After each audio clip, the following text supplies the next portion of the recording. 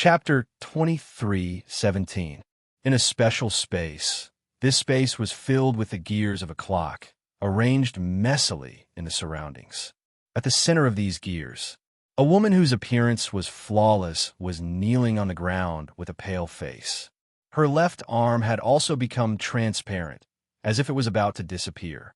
In front of her, it was a giant that was tens of thousands of feet tall, and its face could not be seen.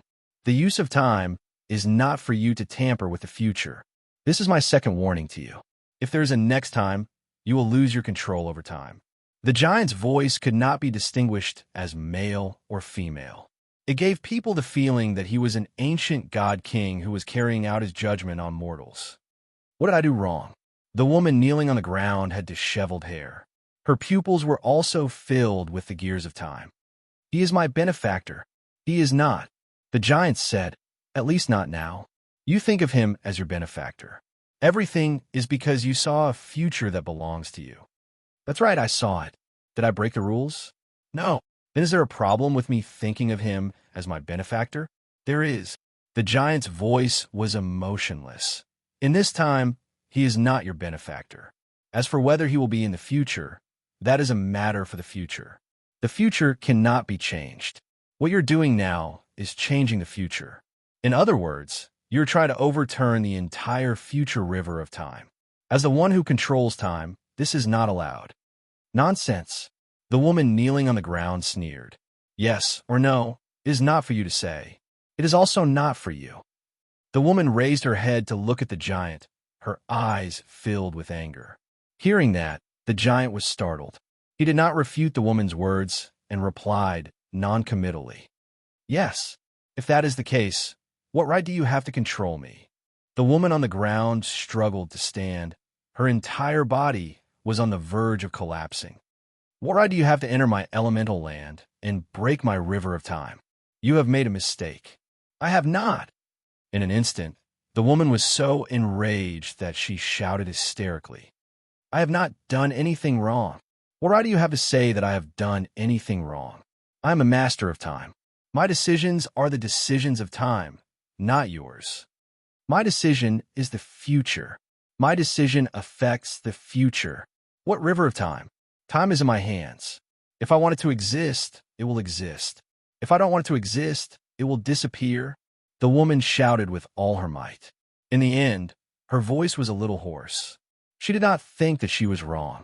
Whether it was in the past, present, or future, she did not think that she was wrong. She just did what she had to do. That was all.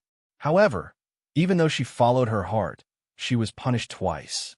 The first time, she was sealed in the elemental land for 3 months.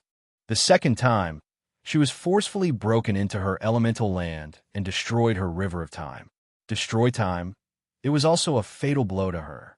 At the moment when the river of time shattered, she was on the verge of death. Fortunately, this was a land of time elements, and there was enough time elements to heal her injuries. She also accelerated the time around her to increase her recovery efficiency. If not for that, she might not be able to recover even after thousands of years. In terms of rank, I, who control time, have a higher rank than you. What right do you have to invade my territory? Who gave you the right? Faced with her anger, the golden giant was still unmoved, as if he had no emotions. You made a mistake, so I have the right to punish you. I don't deny that some of your words are right. You are indeed time. Time is you, and the future you think is the future. None of this is wrong. But you are not the only time. For a moment, the hysterical woman was stunned. You are only one of the many times. You are not the only one. If the time in this world is you, then everything you do is for me, and I have no right to interfere. Now, you are not. The decisions you've made are affecting the rest of time. Their futures are also changing. As the punishment hall, we can't ignore such vile behavior. You think you are right. The woman frowned. I never think I am right. The giant maintained the same tone and volume from start to finish. I do not know what is right or wrong. I do not know what is right or wrong. Decisions are made by others. My responsibility is to punish. As for the rest, it has nothing to do with me. I hope you can stop what you're doing now. This is my second warning to you. Your punishment is to seal the elemental land for 6 months. Please remain clear-headed and consider other people. If you do this again, we will take away your right to control time and banish you to the elemental path." As soon as it finished speaking, the giant slowly turned into nothingness. The woman clenched her fists. "Can my river of time recover?" "Yes." The golden giant said, "I am only stopping you from making mistakes, so I shattered your river of time. Soon, it will recover, and you will still control time in the universe. Then, if I become the only time, does that mean that everything I do is right?" "Yes." The golden giant nodded without any hesitation. Perhaps he did not understand the woman's meaning, or perhaps he did, but did not interfere. His responsibility was to punish, and if someone made a mistake and disturbed the duties of others, he would appear. As for the rest, it was not within his jurisdiction. "All right, got it." As soon as she finished speaking, the woman silently walked towards the messy gears and put them into her arms bit by bit. This was the time left behind by the shattered river of time. She wanted to reassemble this time. Only with the complete river of time could she control time in the universe. Now, she had lost that ability. Without the ability to control time in the universe, she could not see the past and future. Moreover, the elemental land was sealed, so she had nowhere to go. The golden giant did not seem to leave, and looked at the woman's back for a long time. "I wish you success." She did not know what he meant by that. Was he referring to reassembling the river of time, or becoming the only person to control time? The woman smiled silently when she heard that. She thought she would turn around and thank him, but instead, she raised her middle finger at the golden giant. "There is no need for you to pretend. I know very well what I want to do." Red Envelope Supergroup. Chapter 23:18. What a thoughtless bastard. After the golden giant left, the master of the land of time sat on the ground and cursed. By now, she'd pretty much recovered from her injuries. The land of time had plenty of the element of time, and she'd been accelerating time for herself the entire time. Her severe injuries from the river of time's destruction no longer affected her. That was the benefit of controlling time. She could no longer log into the virtual network. The Virtual World Corporation had set up the network in known areas. Although many of the land of elements had already been discovered, she was still an undiscovered land of elements. I don't know if you can understand what I'm trying to say. The woman in front of her was none other than the woman who'd always wanted to stick to Yi Zichen and confess her love whenever she got the chance. She'd made 2 mistakes. Of course, it was those so-called Reapers who thought that she didn't think was a mistake. First, when she'd reversed the flow of time in the second universe and healed by Sei and Hua Jianro, she'd said something she wanted to say but wasn't allowed to. She'd said it. In the end, she'd been captured by the Reapers and locked up for 3 months. Then just now, since she controlled time, she knew about the people Yi Zichen would come into contact with in the future. In truth, she'd already been very careful not to say anything too explicit. It wasn't that she was afraid of the Reapers. It was that she didn't want to talk about the future in too much detail. Doing so could very well change the future. There were some things she didn't want to be erased. The way she saw it, the message she'd just sent was at most a reminder between friends. She didn't know what she'd done wrong.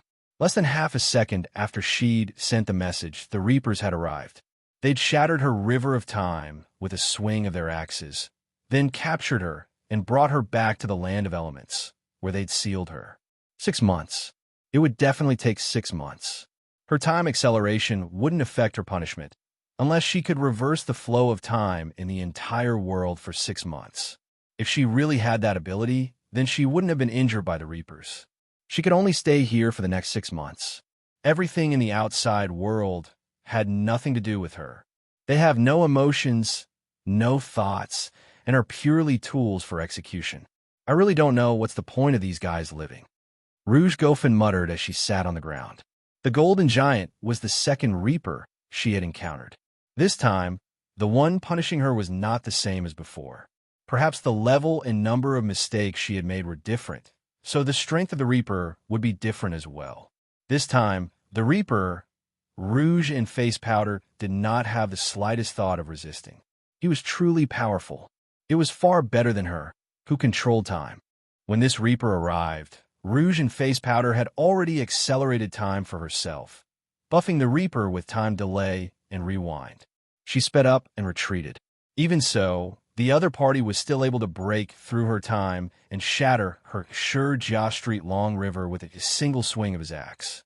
After that, he did not make any more moves. Perhaps he thought that there was no need for him to make a move. It was the same. That was why the conversation just now happened. Just like the last Reaper, Rouge and Face Powder managed to resist for a period of time. Even though he was sealed in the end, at least his river of time did not shatter. The difference in strength was very obvious. The only thing they had in common was that neither of them had nimble, right? Rouge and Face Powder felt that this definition was very accurate. Everything they did was to follow the instincts given to them by their creator. They did not have the ability to think independently. They spoke without any feelings or emotions. It was the same for what they did. It was just that the latter was somewhat different from the former. He had said, "All the best. I don't need you to cheer for me. You're really asking for it. Do I need you to cheer me on? When I get out, I will kill all those elemental spirits. Not a single one will be left alive. At least if I am caught, there's an 80% chance that a scheming B*TCH or a green T has reported me. Otherwise, I would not have been targeted. Don't let me catch you." Rouge and Face Powder gritted her teeth, twisting her neck and spitting fiercely. There were so many elemental spirits. Why did they have to target Rouge and Face Powder? Moreover, when Rouge and Face Powder first revealed the future, she wasn't captured immediately. It was only after 24 hours, which was a day, that the Reapers caught her. At that time, he was really chatting with his human friends. However, Rouge and Face Powder did not understand. Why did the Reaper's words seem to support the internal strife between the elemental spirits? It was not only this Reaper. The Reaper who had come here for the first time also mentioned something similar. He said that Rouge and Face Powder were not the only ones who could control time. If she wanted to tamper with time unscrupulously, she had to be the only one who could control time. Did they want to reduce the number of elemental spirits? If they really wanted to, they could just do it themselves.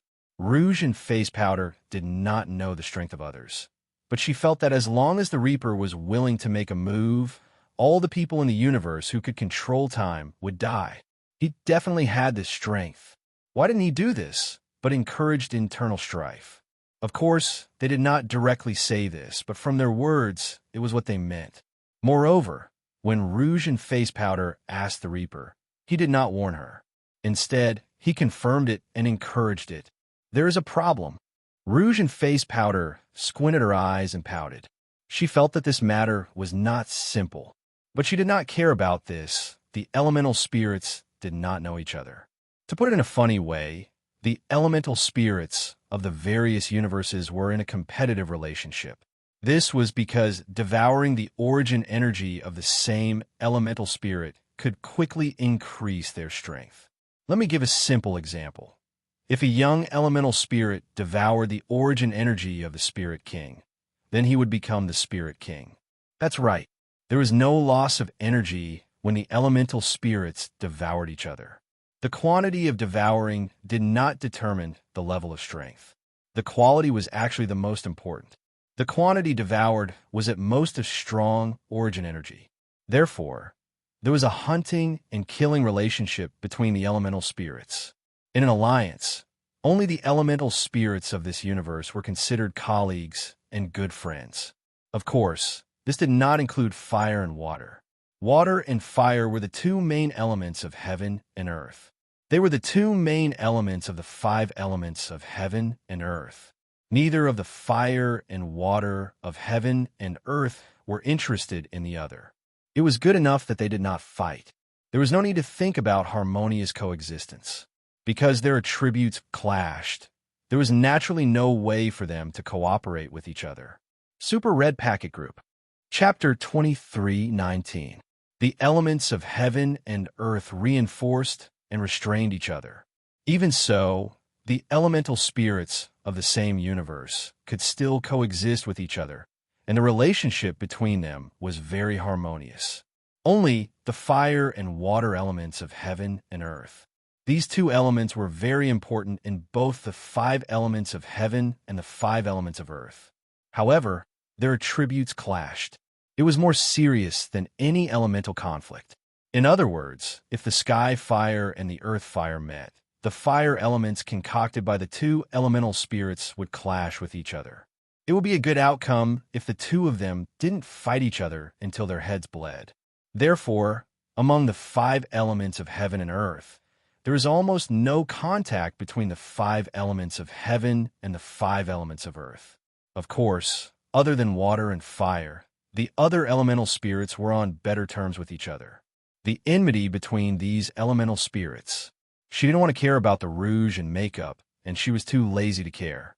What she wanted to do now was, he wanted to be the only one who could control time. As for whether there was any conspiracy behind this, if he could become the only person who could control time, then he would need all the elemental spirits that control time in the universe to die. At that time, her strength would be at its peak. Even if the Reapers appeared, they might not be a match for her. Conspiracy? In the face of absolute power, everything else was just an illusion. At that time, she would become the only person in the universe who could reveal spoilers at will. He could do whatever he wanted. Thinking about that feeling, Rouge and Face Powder felt like they were going to fly with joy. Of course, the premise was that she had the ability to do so, and she had to stay here for another 6 months. I heard that our time beauty has been locked up again. At this moment, a silvery white door suddenly opened in the void of the sealed time elemental land. The silver door opened. The one who appeared in front of Rouge and Face Powder was a woman with an equally breathtaking appearance. It's getting bigger again. Yanji, who was sitting on the ground, curled her lips. She glanced at the chest of the newcomer and then at her own. What? Do you feel a little ashamed? The newcomer noticed Rouge's gaze and deliberately puffed out her chest, her eyes full of smiles. A slut, Rouge and Face Powder muttered. Her voice wasn't soft, and the visitor heard it clearly. However, she wasn't unhappy at all. Instead, she shrugged her shoulders proudly. Jealousy can really change people beyond recognition. Look, our time goddess is actually jealous of my beauty. As she spoke, she even deliberately covered her face and pretended to cry. Her fingers gently touched the corners of her eyes that were devoid of tears. Can't you just get lost? Rouge was furious. Aren't I here to see you? Seriously. The newcomer rolled his eyes. Look at how messed up you are. It looks like you fought with the Reapers. How is it? Is there a big difference? Can't you tell? That's true. The newcomer nodded. Even the river of time has been shattered. It seems he lost badly. Are you here to make sarcastic remarks? Rouge frowned. Of course not. As he spoke, he waved his hand lightly, and the messy land of time elements returned to its original position. What do you think? Exactly the same. Not bad. Rouge nodded. It seems that you are very suitable to be a housekeeper. You've really perfected your use of spatial energy in housekeeping. Get lost. The newcomer rolled his eyes. She was none other than the space elemental sprite that lived in the same universe as Rouge and Cosmetic Sprite and had mastered space. She spat on the Rouge and Face Powder. The space elemental fairy Yo-Yo also sat on the ground, pursing her lips and shrugging. The Bai and the Hey asked me to send their regards. I can't touch the 2 of them. They specifically asked me to ask you about the situation and if you need any help. The 2 of them are always spouting this bullshit. Rouge Shui's fan didn't appreciate it all. If you really care about me, why don't you just come and help me kill that Reaper? What's the use of asking me if I need help now? My elemental lands are sealed, and the river of time is broken. When you get back, give them 2 kicks. Tell them you did it on my behalf. Okay. I like it. Yi nodded. I've always found them an eyesore. Rouge and Face Powder did not reply and sat on the ground, minding her own business and sulking. Soon after, she slowly opened her mouth again. Don't blame them. Ever since you were targeted by the inspectors, the few of us have also been targeted. Just now, when the Reaper came to your place, we wanted to come, but our elemental lands were also sealed. They're probably afraid that we'll come and help. Excuses. Rouge and Face Powder rolled her eyes. Who doesn't know that light and darkness are the strongest elements? The two of them have already reached the level of a spirit king. If they don't want to, I don't believe those guys can forcefully seal their elemental lands. And you can control space, so you can come out whenever you want. You guys just don't want to come and help. You're just brothers on the surface.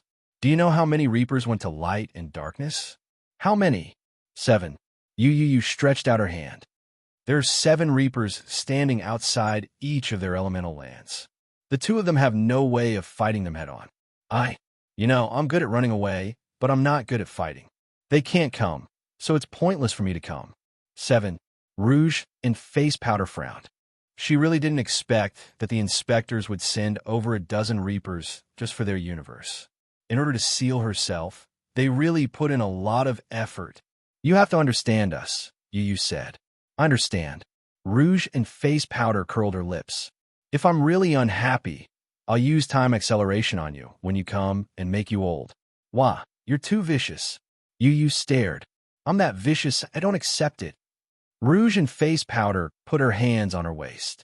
Not long after, she suddenly put on an aggrieved expression, her eyes blinking as she looked at the space elemental spirit. Baby Yu, what are you doing? Yu subconsciously took a few steps back. She was sure that Rouge and Face Powder didn't have any good intentions. This kind of seal has no effect on you. That's right. Space elemental spirits controlled space. They had the highest authority to control space. Even if the inspectors came to seal it, their authority level wouldn't be as high as the space elemental spirits. Otherwise, she wouldn't have come to the time elemental land when space was sealed. She could come. This meant that this kind of seal was useless. Since that's the case, Rouge and Face Powder squinted her eyes. Why don't you sneak me out? Chapter 23:20. Silence. After Rouge Face Powder made this request, Yo-Yo didn't speak for a long time, as if she was under a silence aura. She was silent for half a minute. Do you want me to die? Yo-Yo's face was filled with fear. This expression was a stark contrast to Rouge Face Powder's innocence. I can't. Rouge Face Powder blinked. How is that possible? Yo-Yo glared. You're being monitored and sealed. If I bring you out, I'll be committing a crime. Wow, do you think I can take a hit from those Reapers? The Reapers were definitely one of the strongest. 4 elemental spirits. They didn't need to be afraid of human overlords because elemental spirits had a certain method to protect themselves. No matter what, an overlord was still a human and couldn't trap an elemental spirit. If a human wanted to obtain an elemental spirit, either the elemental spirit was still in its infancy and didn't have much resistance, or this possibility was very slim. Before the elemental spirit reached adulthood, there were many elemental guards in the elemental lands. These guards were very different from the warriors condensed from the elements. These guards were companions of the elemental spirits and would leave on their own once they reached adulthood. As for where they went, no one knew. Even the elemental spirits themselves didn't know. There was another way to obtain an elemental spirit, which was to get the elemental spirit's approval. This possibility was even slimmer than capturing an elemental spirit in its infancy. Elemental spirits were proud. In their eyes, any race was inferior.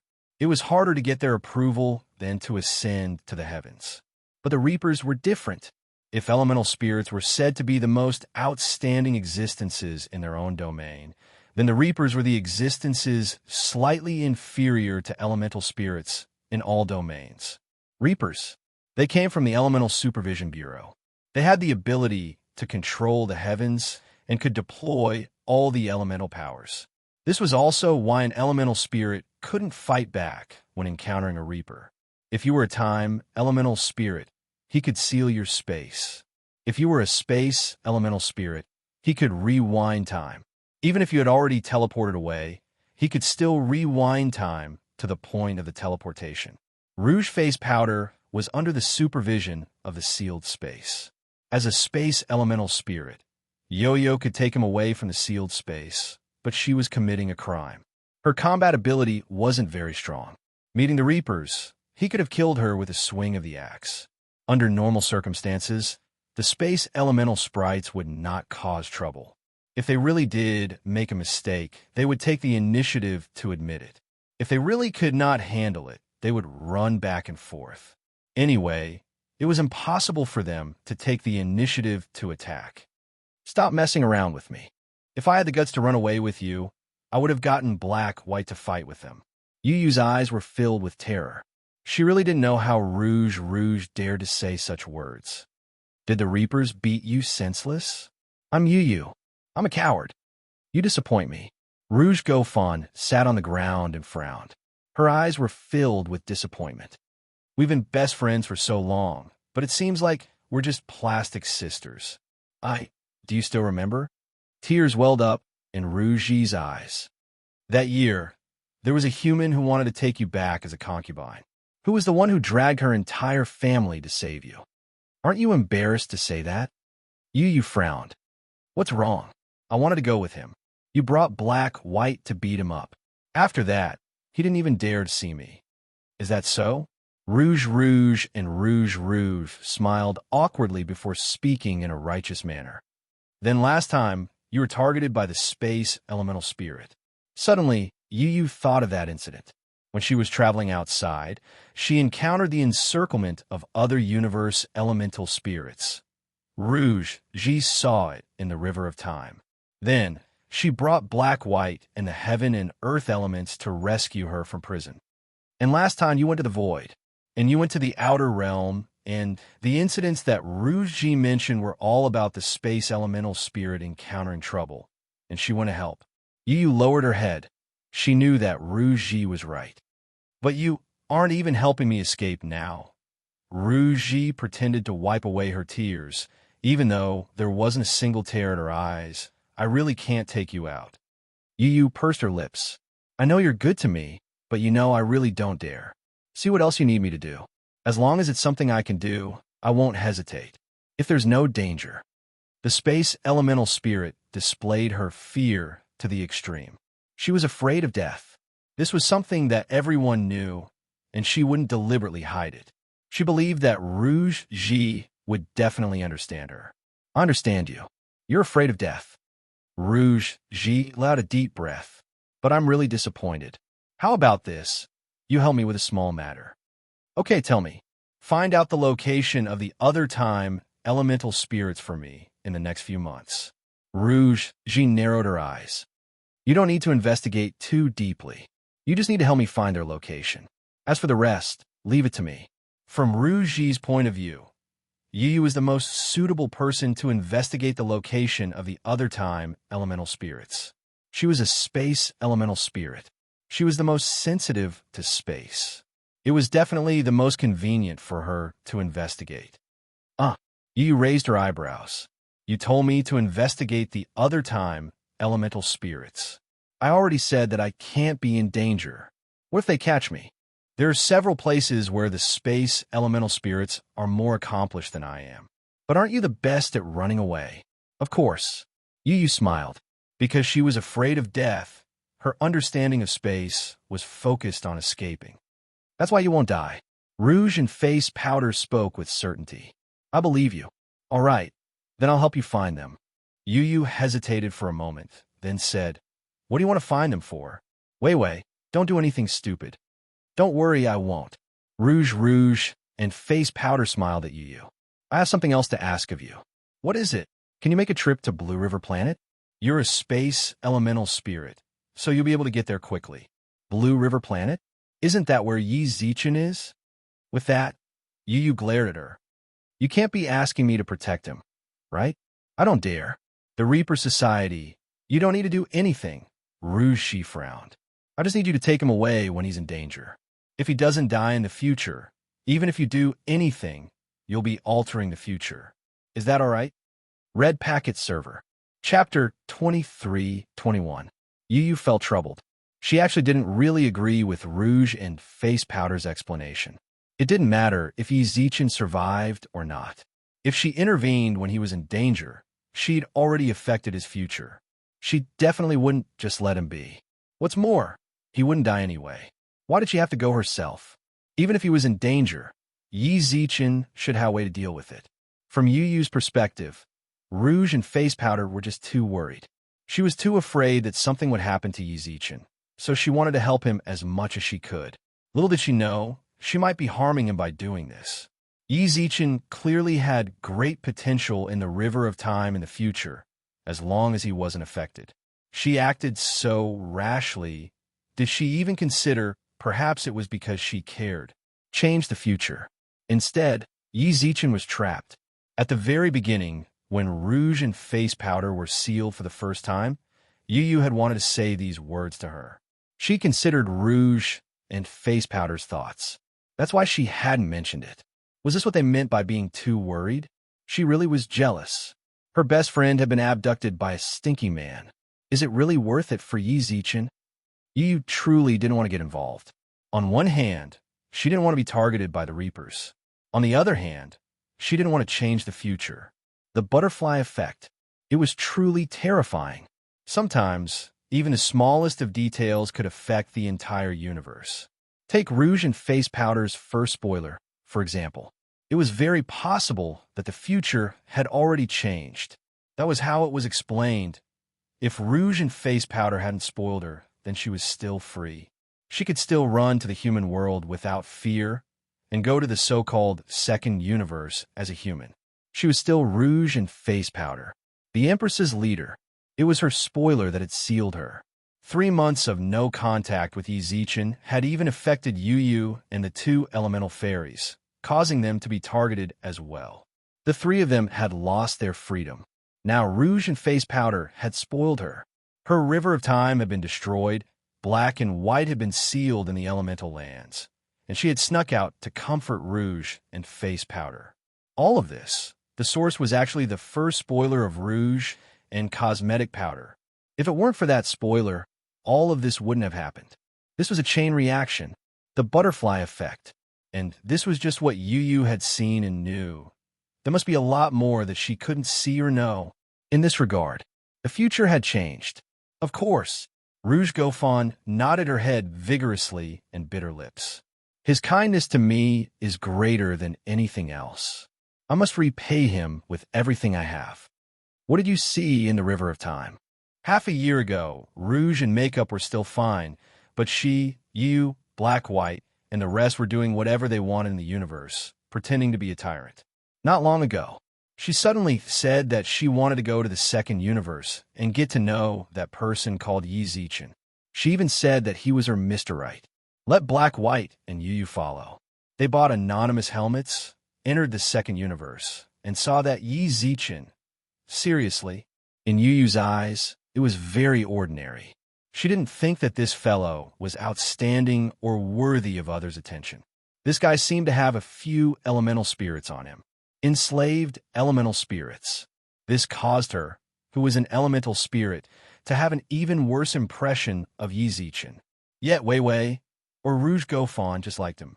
She liked him a lot. According to what she said, she saw her future in the river of time. In this future of hers, everything was inextricably linked to Yi Zichen. Just what did she see?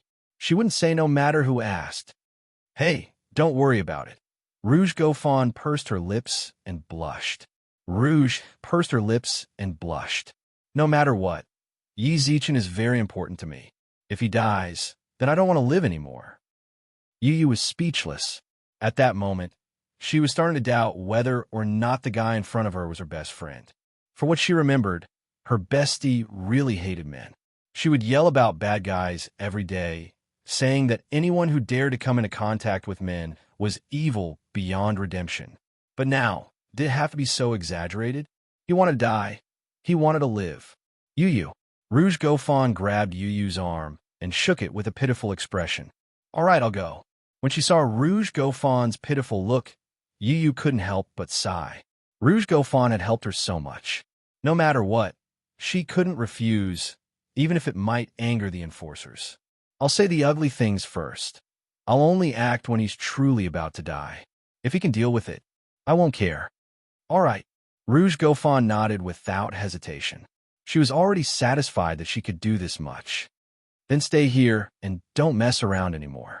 This time, it was your river of time that was destroyed. I don't know what's going to happen next time, said Yu, seemingly distressed. I don't want to lose a good friend like you. Don't worry. Rouge Gofan smiled, then urged, hurry up and go. Help me keep a close eye on Yi Zichen. Don't let anything happen to him. Yes, yes, yes. Yu shrugged. Then what do we do with the time, elemental spirits? Just keep an eye on him for 10 days. All right. No matter what, Yi Zichen had no idea that he was involved with 2 elemental spirits. He was still looking at Rouge Gofan's message window in confusion. Reject. She actually blacklisted him. Just what does Rouge Gofan want? For some reason, she sent him a message telling him to be careful and then blacklisted him without saying anything. Is this a warning from Rouge and Rouge? Yi Zichen quickly realized the abnormality of her words. After all, Rouge Gofan was suspected to possess a time elemental spirit. Anything she said was worth pondering. Be careful? Is she warning me that I'll encounter danger later? Just where is this danger coming from? Yi Zichen frowned. He didn't know what was going on. Anyway, I just have to be careful. As long as I'm careful about everything, I can definitely avoid problems in advance. Just as Yi Zichen was racking his brains, a beautiful figure suddenly appeared in front of him. The figure descended from the sky.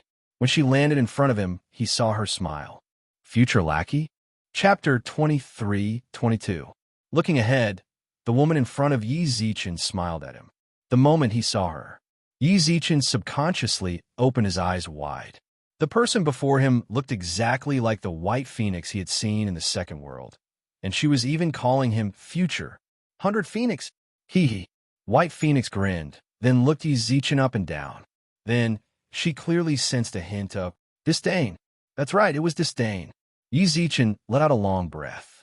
He had already thought about meeting by phone. As a venerable, she would definitely look down on him, who had just reached the star realm. But it wasn't to that extent. It's that obvious. That should be enough. Yi Zichen felt a bit annoyed at her disdain. Moreover, he had already told by phone about this beforehand. There was no need to be like this, right? Why are you only in the star level? Bai Feng frowned and looked at Yi Zichen in confusion. I'm a star state. Yi Zichen put his hands on his waist and said confidently, Didn't I tell you everything? What are you doing? Are you trying to mock me? Is that so? White Phoenix was surprised. Yes. Yi Zichen just assumed that Bai Feng was teasing him on purpose. She was always like this in the second universe. Perhaps she was doing this on purpose. They wanted to see him suffer. When Yi Zichen saw Yi Zichen's look of confirmation, he nodded. Bai Feng could not help but hold her chin in her hands and hesitate for a long time. Her eyes were filled with struggle. Then, she silently shook her head again. Are you so hungry that you can't be choosy? Even a star-level warrior is interested in him. What are you mumbling about? Yi Zichen couldn't help but ask when he saw Bai Feng muttering to herself. Do you know why I'm here? Yi Zichen couldn't help but frown. What the hell is Bai Feng talking about? What was he doing here? You were the one who insisted on coming. How could I know what you were doing here? That's enough. Yi Zichen let out a long sigh, then looked at Bai Feng. By the way, why didn't you let me send you a message? You even told me so much at that time. You didn't say anything when I asked you before, but you can tell me now, right? Because I was targeted by a bad woman. Bai Feng looked quite cute and mischievous. She put her hands behind her back and lightly shrugged. A bad woman wants to bully me. I've been pestering her all this time. Is it done? Yi Zichen asked. TSK, TSK, TSK. You still care about me? Bai Feng narrowed her eyes and smiled. Of course it's been resolved. If it wasn't, I would have come here to find you. That's good. Yi Zichen couldn't help but sigh, his eyes filled with concern. Are you hurt? Is everything okay? For some reason, it was a simple greeting, but Bai Feng stared at Yi Zichen in disbelief for a long while, then blushed. After a long while, only then did she shrug her shoulders in disappointment. Don't worry, I'm fine. We're all fine. Yi Zichen froze, then looked at Bai Feng in confusion. Did you see the message I sent you? I saw it. Then what are you going to do? Now that the little phoenix was already at the cosmic system level, he needed to obtain the phoenix race's cultivation techniques and begin systematic cultivation. When Bai Feng hadn't replied, Yi Zichen had been rather anxious, now that her true self was here. Just as Yi Zichen was waiting for Bai Feng's reply, Bai Feng suddenly leapt towards him and clung to him like a koala bear. Don't worry about that. I'm a bit tired. I want to rest. Let's go rest, okay? What the hell? Yi Zichen looked at Bai Feng, who was clinging to him. He tilted his head, his expression filled with confusion. What was this girl doing? If you're tired, then you're tired. You could have just said it, but why are you clinging to me? Also, was she acting spoiled just now? Stop messing around. How could Bai Feng be like this? Be careful. Suddenly, Rouge's message popped into Yi Zichen's mind. Then, he recalled Bai Feng's previous warning. Get off me first. Yi Zichen pushed Bai Feng off him. Bai Feng's eyes were filled with confusion. Yi Zichen narrowed his eyes and looked at her for a while. Ha ha, you've had a hard time getting here. Then rest for a bit. Oh yeah. Bai Feng frowned. You promised to give it to me. Did you bring it? Yi Zichen instinctively probed. We'll talk about it later. Bai Feng didn't pursue the topic. He looked very tired and yawned. Which room am I staying in? You can't stay here, Yi Zichen suddenly said. You're not Bai Feng, are you? Bai Feng, who was walking in front of him, suddenly stiffened. Then, she silently turned around. This time, she no longer had an innocent smile on her face. Her entire person was as sharp as a demon's blade. Her entire body radiated a terrifying, evil aura. You're really sharp. All right, since that's the case, I won't keep up the act. I rather hate pretending to be her. Bai Feng sat down on the sofa and crossed her legs. Tell me, what's your relationship? Why do you know her? It's not that I don't like you. It's just that a star level like you doesn't deserve to know someone of Bai Feng's level. She's a sovereign, the leader of the Fire God clan of the Four Directions. I don't sense anything particularly noteworthy about you. Oh, but of course, I'm curious about how many elemental spirits you have. Yi Zichen's pupils contracted. How did she know? Even Bai Feng doesn't know that I have elemental spirits. Don't be afraid. I'm not interested in elemental spirits, not to mention your 5 elements elemental spirits. If I really have one, I'd rather have a time elemental spirit, Bai Feng shrugged. I can promise you that I won't take your elemental spirits. Don't worry. I really hope you're telling the truth, said Yi Zichen. Haha, so what if I'm lying? If I want it, do you think your elemental spirits will still belong to you? Bai Feng shrugged casually. Don't think about things that aren't realistic for you. You're right, Yi Zichen nodded. The woman in front of him was ridiculously strong.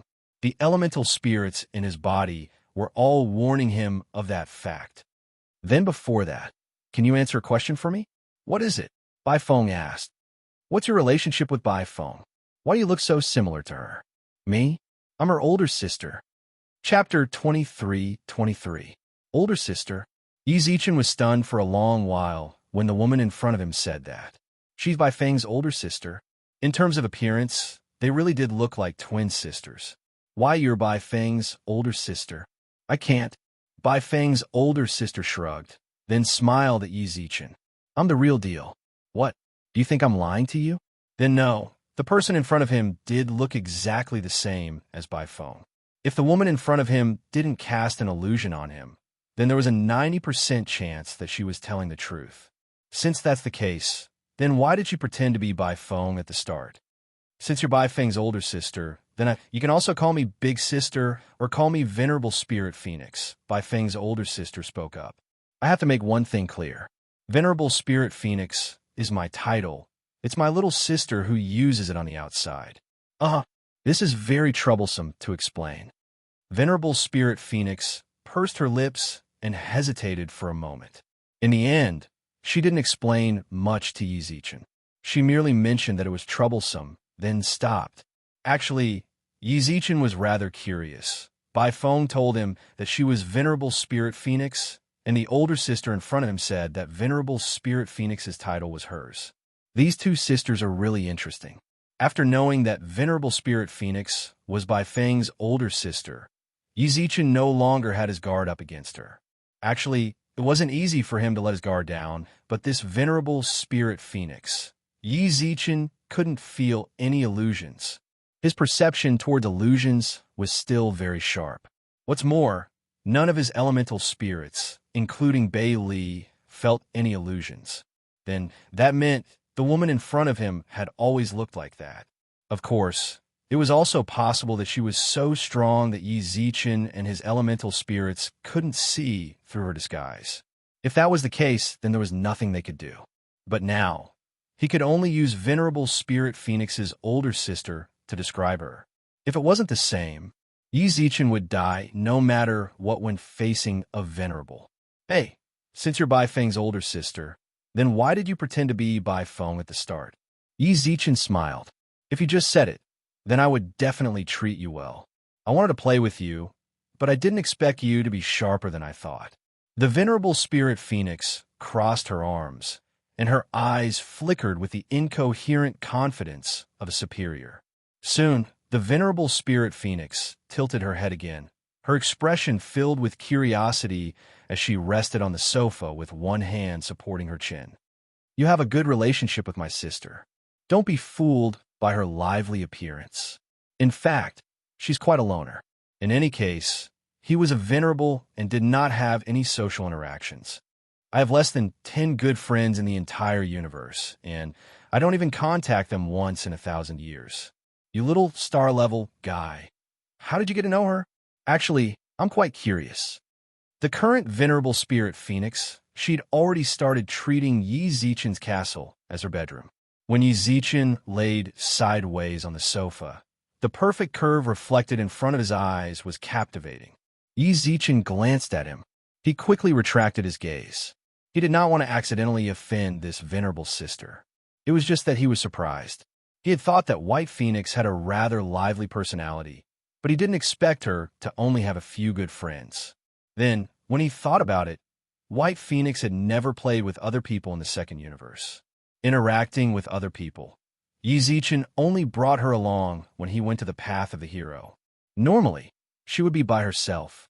If Yi Zichen was online, she would come and find him. If he wasn't, then she would wander around by herself. She's truly a bit loner. We got to know each other in the Virtual World Corporation's second world. Sis, do you know this game? I do. The Venerable Spirit Phoenix nodded. Isn't it that second universe? I even went there, and it felt pretty good. It's good that you know. We got to know each other there. At the start, she hired me to help her fight a boss, then Yi Zichen didn't know why. It seemed like he couldn't hide anything in front of the Venerable Spirit Phoenix. Thus, he couldn't help but blurt out everything that was on his mind. Among them was his direct contact with White Phoenix. Both of their experiences.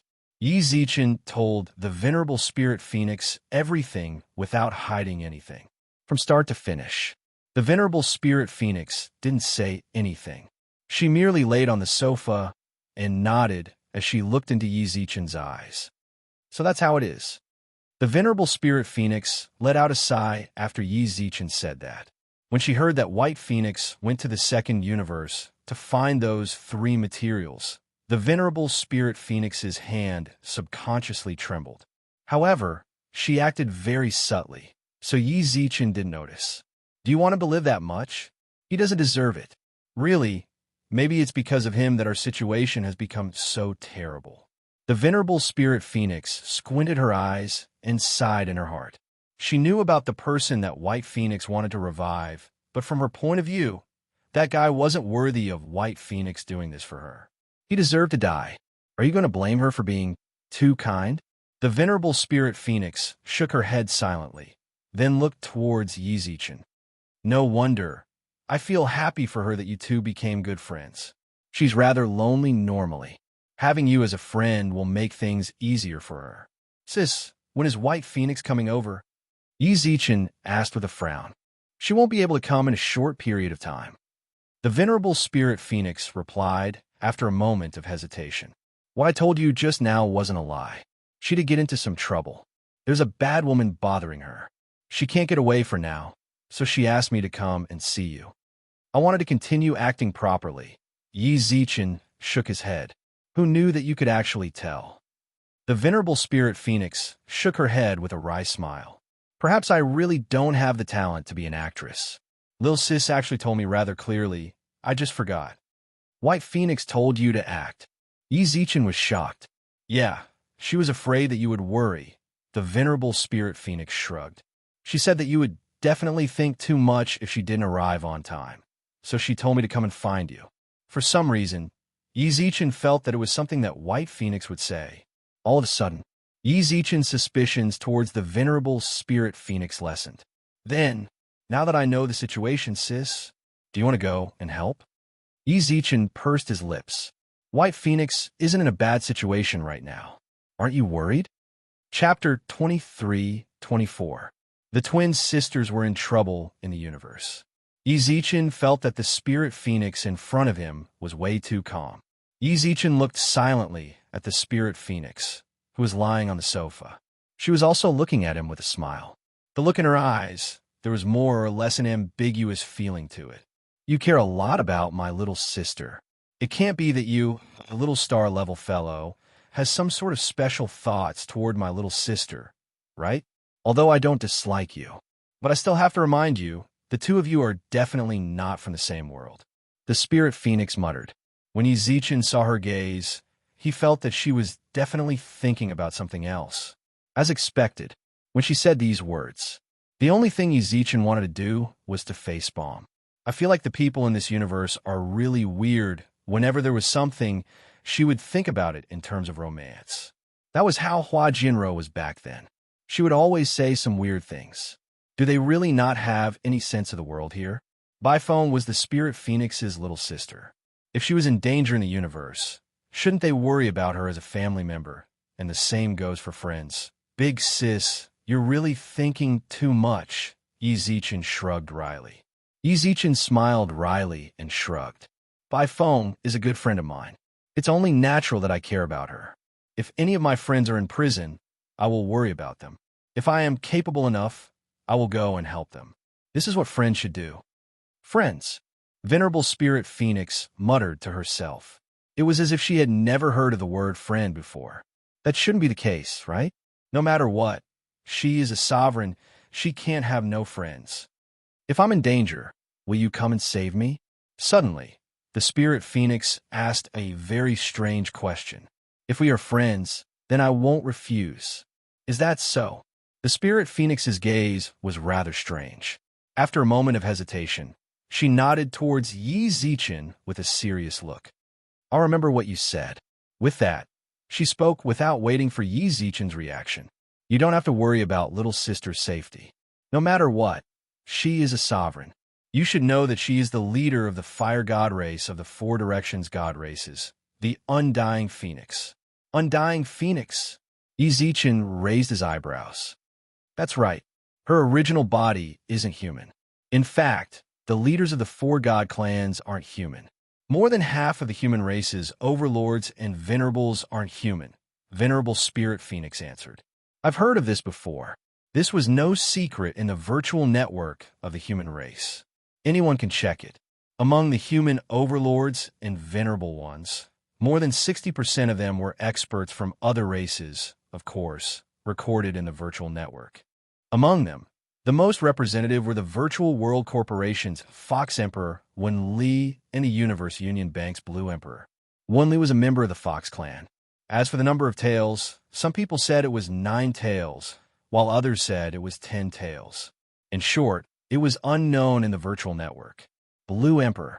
Its true form was the Blue Thunder Tyrant Dragon. Most of the overlords and venerables of the two groups were non-human. Perhaps it was because of their clans that the non-human experts were more inclined towards the two groups. Therefore, the number of overlords and venerables of the two groups was the highest among the 8 magnates. Do you know anything about the Phoenix clan? Venerable Spirit Phoenix asked. I know a little. Back in the Milky Way galaxy, Yi Zichen had lived in the Phoenix race. They, too, had the ability to undergo nirvanic rebirth. However, there was a limit to this ability. They couldn't be reborn endlessly. Zhuge Kongming was from the Phoenix clan. Now that he had become the leader of the Phoenix clan, his strength was almost at the domain stage. You actually know, the Venerable Spirit Phoenix raised her eyebrows in surprise. In the entire universe, the number of phoenixes is very small. Most of the phoenixes that can be born are in the land of fire element. Moreover, After the phoenixes grow up, they will also go to the fire god clan of the four god clans. There are not many phoenixes in the entire universe. Most people knew very little about phoenixes. However, from Yi Zichen's expression, the spirit phoenix could tell that he understood the phoenix race very well. At the very least, he didn't seem too surprised when he heard about the undying phoenix. She subconsciously looked down at his arm. You're right. Venerable spirit phoenix pursed her lips and smiled. In any case, you're someone who possesses a fire elemental spirit, so it's normal for you to have some understanding of the Phoenix clan. In that case, it's easy to explain to you that she's an undying phoenix. Even if she encounters danger, she can undergo nirvanic rebirth, so there's no need for you to worry about her. Let me put it this way. If she goes to the outside, she won't be in any danger at all. Even the outside's overlord-level experts are terrified of her. That's good. Yi Zichen relaxed and nodded. Big sis, according to what you're saying, not all phoenixes can undergo nirvanic rebirth, right? Of course, said the Venerable. If all phoenixes can undergo nirvanic rebirth, then they'll have no natural enemies. The universe is about balance. It won't allow any race to have the possibility of eternal life. Only undying phoenixes can undergo nirvanic rebirth. Other phoenixes are naturally compatible with fire. So that's how it is. Why do you ask? Do you know any other phoenixes with undying characteristics? No. Yi Zichen smiled and shook his head. There was no way he would mention anything about the Milky Way galaxy to anyone. Since we're on this topic, I suddenly thought of something else. It's about the Phoenix clan. Do you want to know? Asked the Venerable. Of course. Rumor has it that there used to be a race of undying phoenixes in the universe. Their entire race was made up of undying phoenixes. At the time, the undying phoenixes, along with the primordial gods, the five-clawed golden dragons, the nine-tailed celestial foxes, the black tortoises, the flying white tigers, and the Cheelants, were known as the seven great god clans. The seven great god clans? That's right, said the Venerable. It's just a pity that the humans destroyed all of them in the end. Among them, the humanoid race was the most miserable. Even now, they could not allow the humanoid race to reappear. To the humans, the humanoid race was definitely above them. They could not allow the humanoid race to reappear. Most laughable of all, the only reason humans are still alive is because of the protection of the human gods. Without the human gods, humanity would have long since been devoured by other races. The universe actually has this sort of history. Yi Zichen was astonished. The history of the universe is far more interesting than you can imagine. You're too weak right now, but once you become a supreme, you'll naturally come into contact with it, replied the Venerable. Right, in the future, if you run into a human god, you can report it to the higher-ups. You'll receive enough resources to last you until you reach the titled level. Titled level. Yi Zichen couldn't help but gulp. How are you sure they're human gods? It's simple. The blood of the seven great god clans are all golden. If it's golden blood, then it means they're of the god clan. Humans are human gods. Chapter 23-25. Golden Blood. Yi Zichen, who was standing in the room, subconsciously grabbed his arm. The gods. The Protoss of the Milky Way galaxy were the Protoss of the universe. There was also the immortal Phoenix, five-clawed golden dragon, Cheelan, black tortoise, flying white tiger. These all exist in the Milky Way galaxy. What was going on? In the Milky Way, the seven god clans actually existed in the universe. Does Golden Blood mean he's a god? Yi Zichen still held onto a sliver of hope. If all of this was true, then the Milky Way galaxy wouldn't just be facing slaves in the future, but also the encirclement of human experts.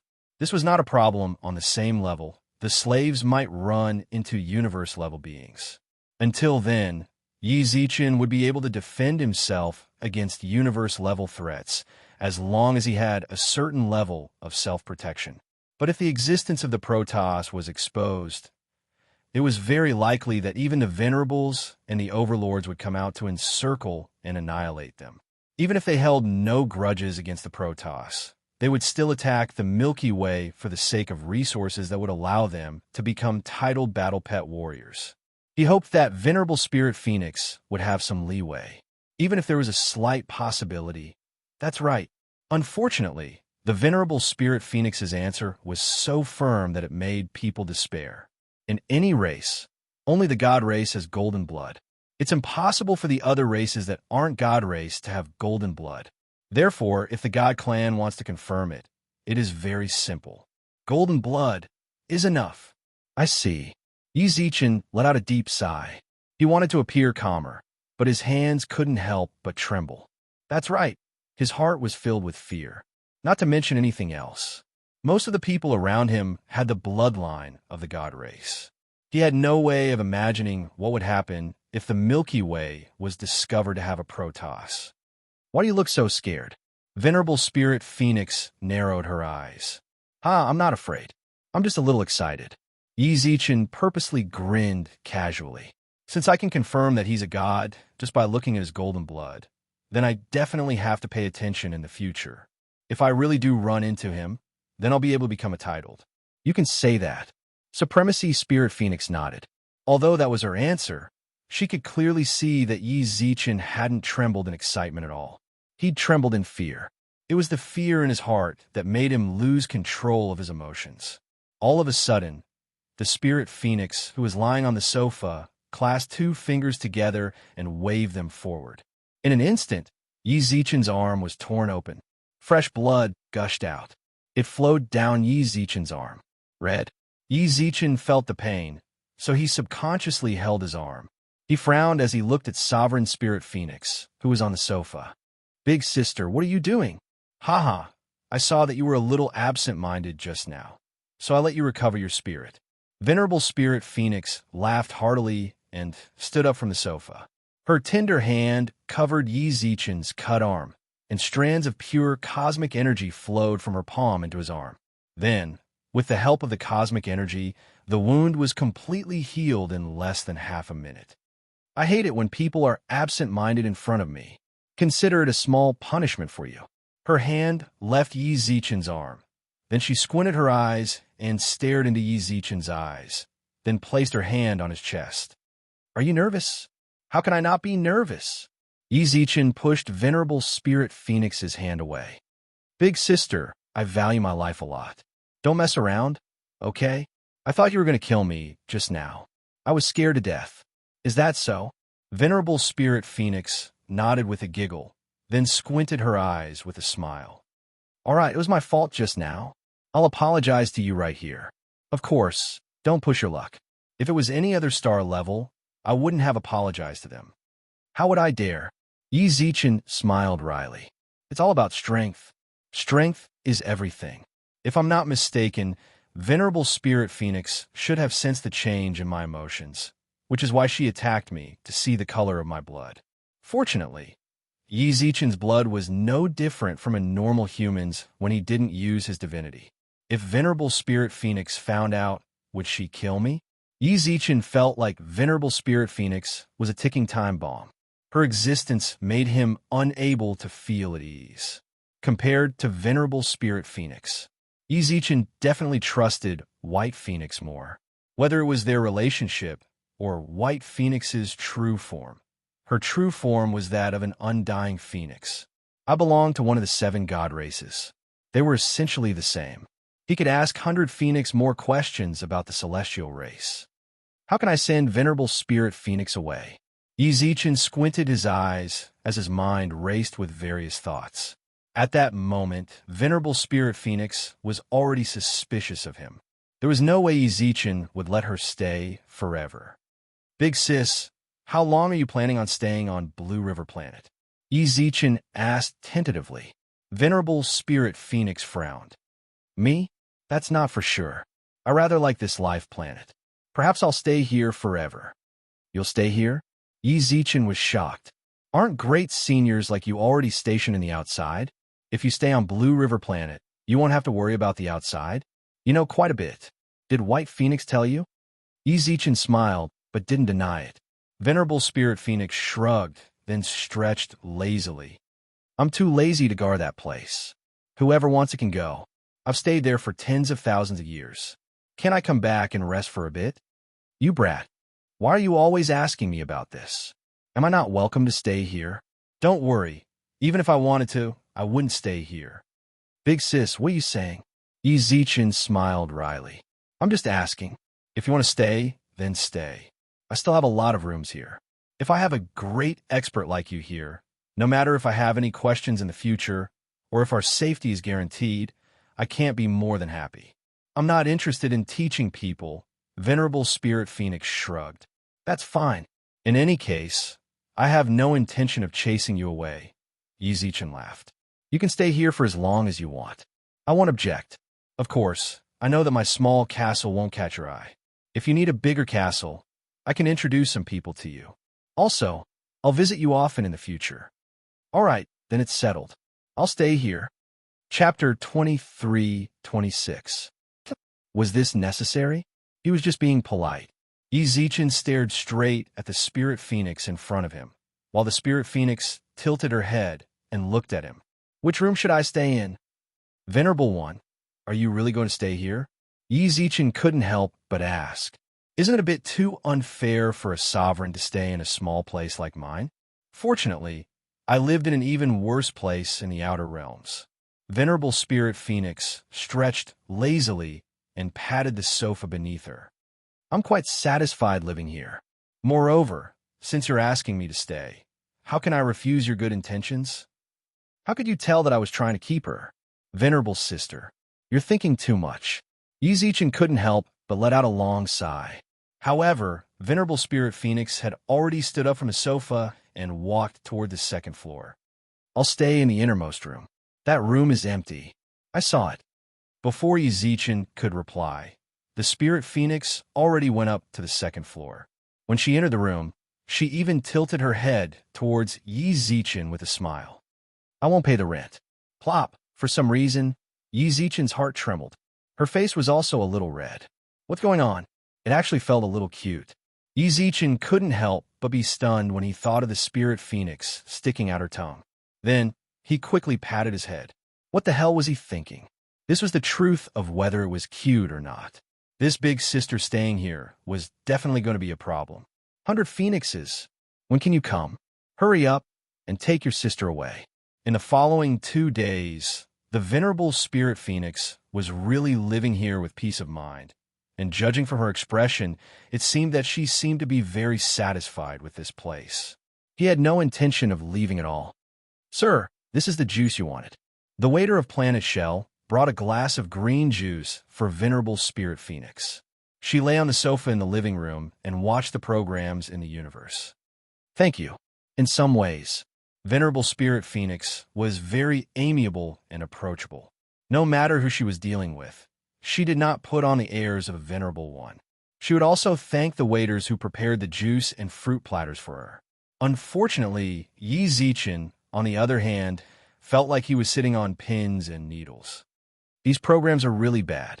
She held the juice, then laid sideways on the sofa, taking up the entire sofa, while Yi Zichen could only sit in the corner. His nerves were taut.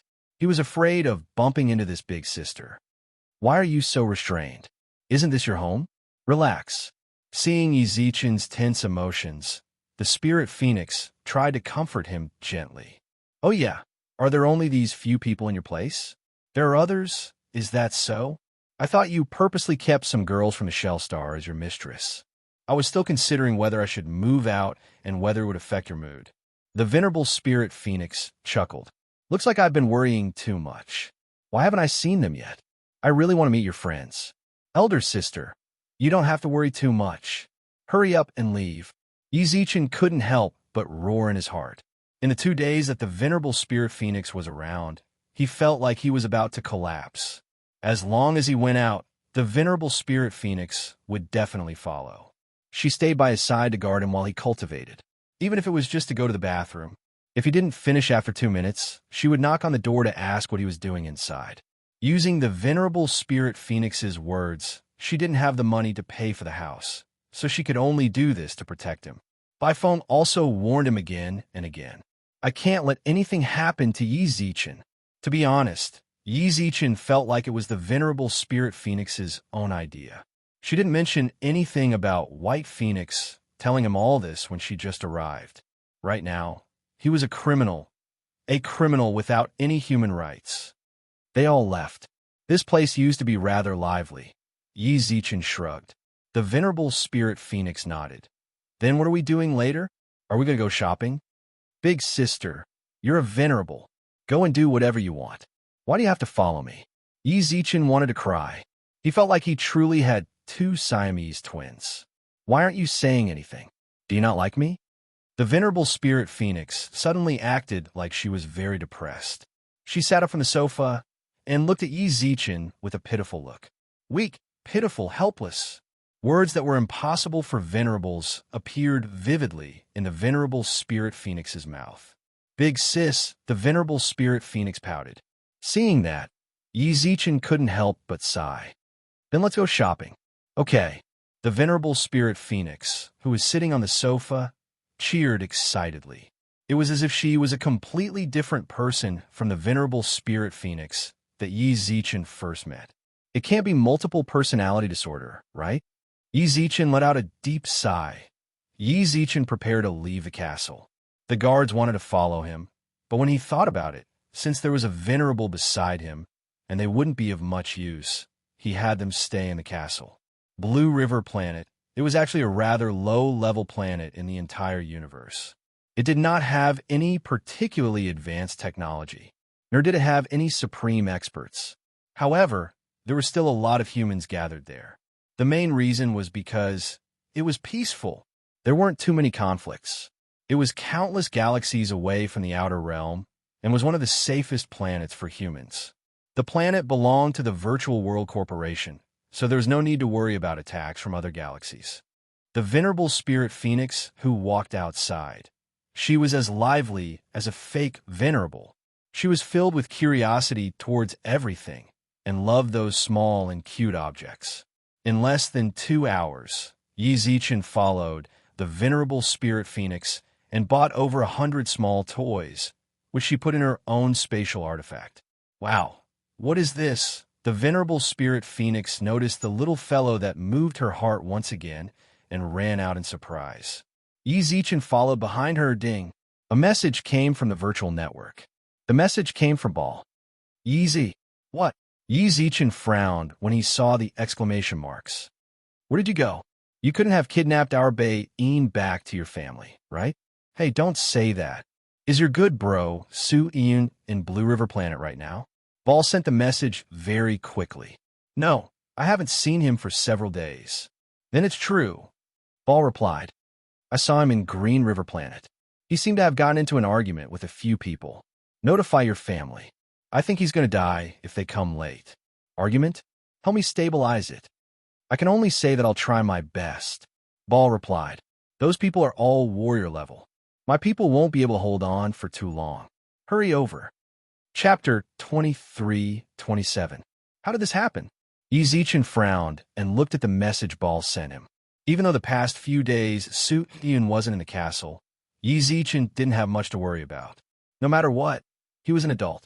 After experiencing so much in the Milky Way, Yi Zichen believed that Su-in would know what to do.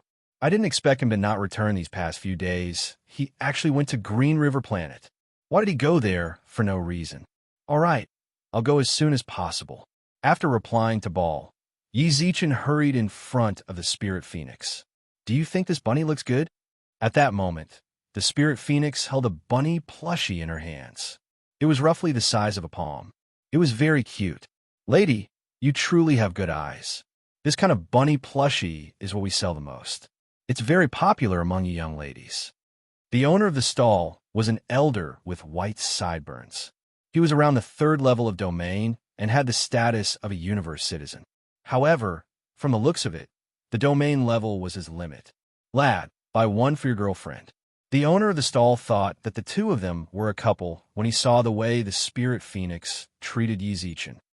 Yi Zichen, who was rather anxious, was so shocked that his face darkened when he heard the owner's words.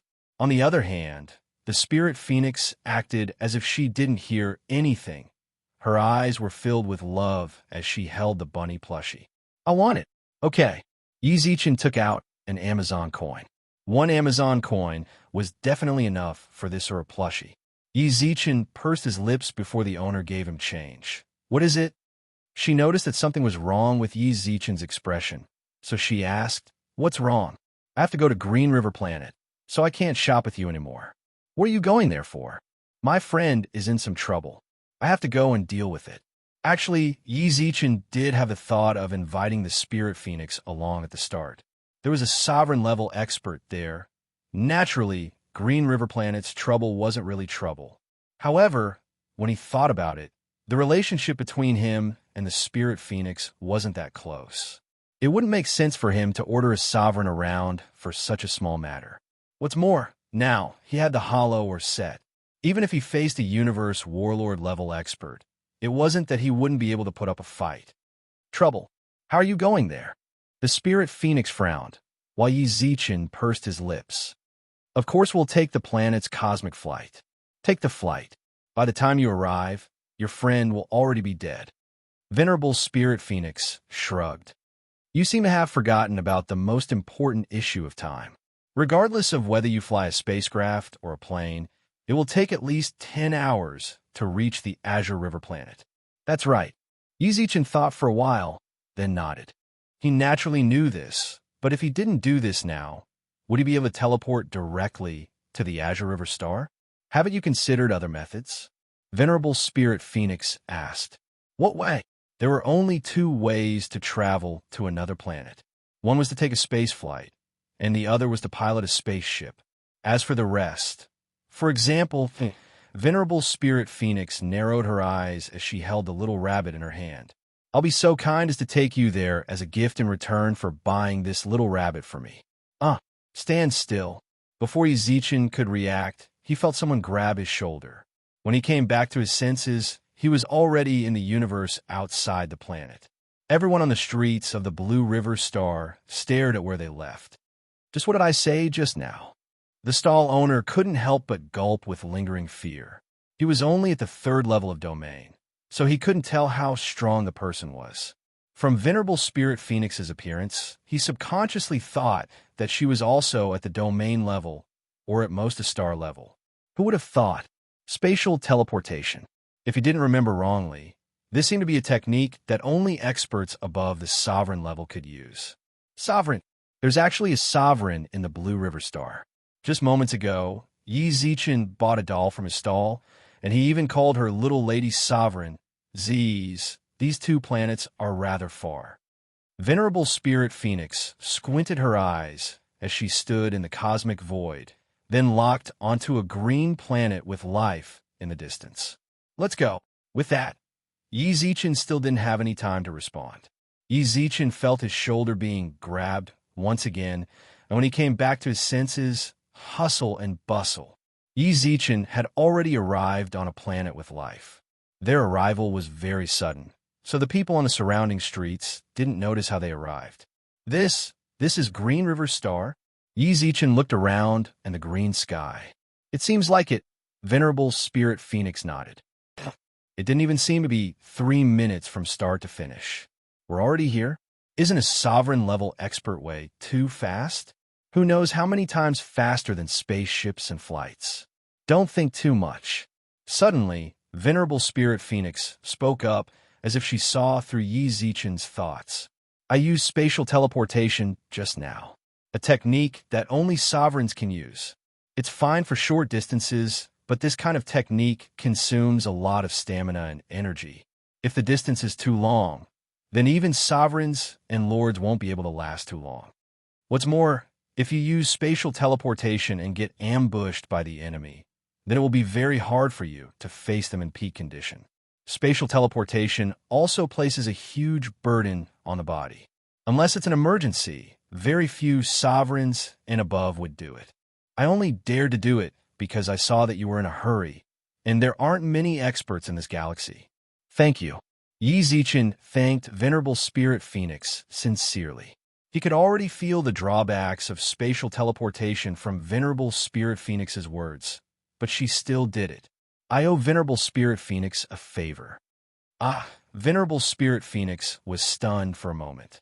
She looked blankly at Yi Zichen's sincere face, then couldn't help but blush. Then, she quickly calmed herself down and snorted coldly. I haven't fallen to the point where I need a junior like you to thank me. I already said it. Just treat it as a gift in return for buying me the bunny. Don't think too much. If it wasn't for the bunny, I wouldn't even bother helping you. Then I'll thank the bunny, Yi Zichen smiled. Yi Zichen didn't expect Venerable Spirit Phoenix to actually be a bit prideful. With that, Yi Zichen logged into the virtual network. I'm at Green River Star. Exact location, F*CK, so fast. Bar instantly replied. You were at Green River Star before? Don't say so much. Tell me the coordinates. Chapter 23-28. I wonder what grievances you have with this young friend. A warlord level bullying a junior. There's no need to. In what way did this junior offend you?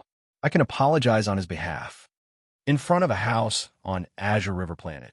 This was a rural location in the Azure River Star. Unlike the rows upon rows of buildings in the city, there was a vast expanse of land here. Those who lived here were not at the domain realm, nor were they from the human race or the beastmen race who could not obtain universal citizenship. Yet, in this kind of rural place, a warlord level and a universe level warrior had suddenly appeared. This caused the entire village to panic. Who are you? Coming here to meddle in other people's business. Cheetah squinted his eyes. He was short, but this wasn't a reason for others to ignore him. Warlord, level 7. This level of power was enough for him to be taken seriously. I'm from the Steel family. The old man smiled warmly, looking at Cheetah in front of him. In an instant, Cheetah frowned. Steel family. There was no way he hadn't heard of this family. Their position in the universe wasn't low. Their energy and slave businesses were huge. They could be considered a second-tier family in the entire universe. Whether it was their influence or their overall strength, they deserved the respect of the human race. This old man was actually from the Steel family. If it wasn't for the Steel family, Cheetah would have instantly suppressed him and killed him. Now that the Steel family was involved, he had no way to act without hesitation. It's actually someone from the Steel family. Even though the name Steel family was scary, the shorty was at least a warlord level. In front of the old man, he was a senior. There was no need for him to be careful just because of the Steel family's name. What's more, the Steel family was huge. If he wasn't a direct descendant, he didn't have to worry too much. What are you doing here, meddling in other people's business? You must be joking. Our Steel family has never thought of meddling in other people's business. It's just that this youth has some connections with our family. I'm forced to... The old man smiled, placing his palm on Su Iyun's shoulder. I wonder if you can give our Steel family face and let this youth go. Junior. Suddenly, the shorty's face sunk. Don't you think your Steel family has too much face? I don't know what you mean. The Steel clan is a large clan. I've given your clan some face and haven't made a move against you. Junior, you still want to take him away. The title of your Steel family is very frightening, but that doesn't mean that everyone is afraid of you. Shorty Cheetah squinted his eyes. In the entire universe, your family is at most a second-rate family. There are too many families that you cannot afford to offend. You're right. The elder nodded. Of course, he would not be so arrogant as to think that the Steel family had absolute deterrence in the entire universe. Even a virtual world corporation would not be able to do such a thing, let alone them who were attached to the virtual world corporation. But this person was specifically protected by the young master.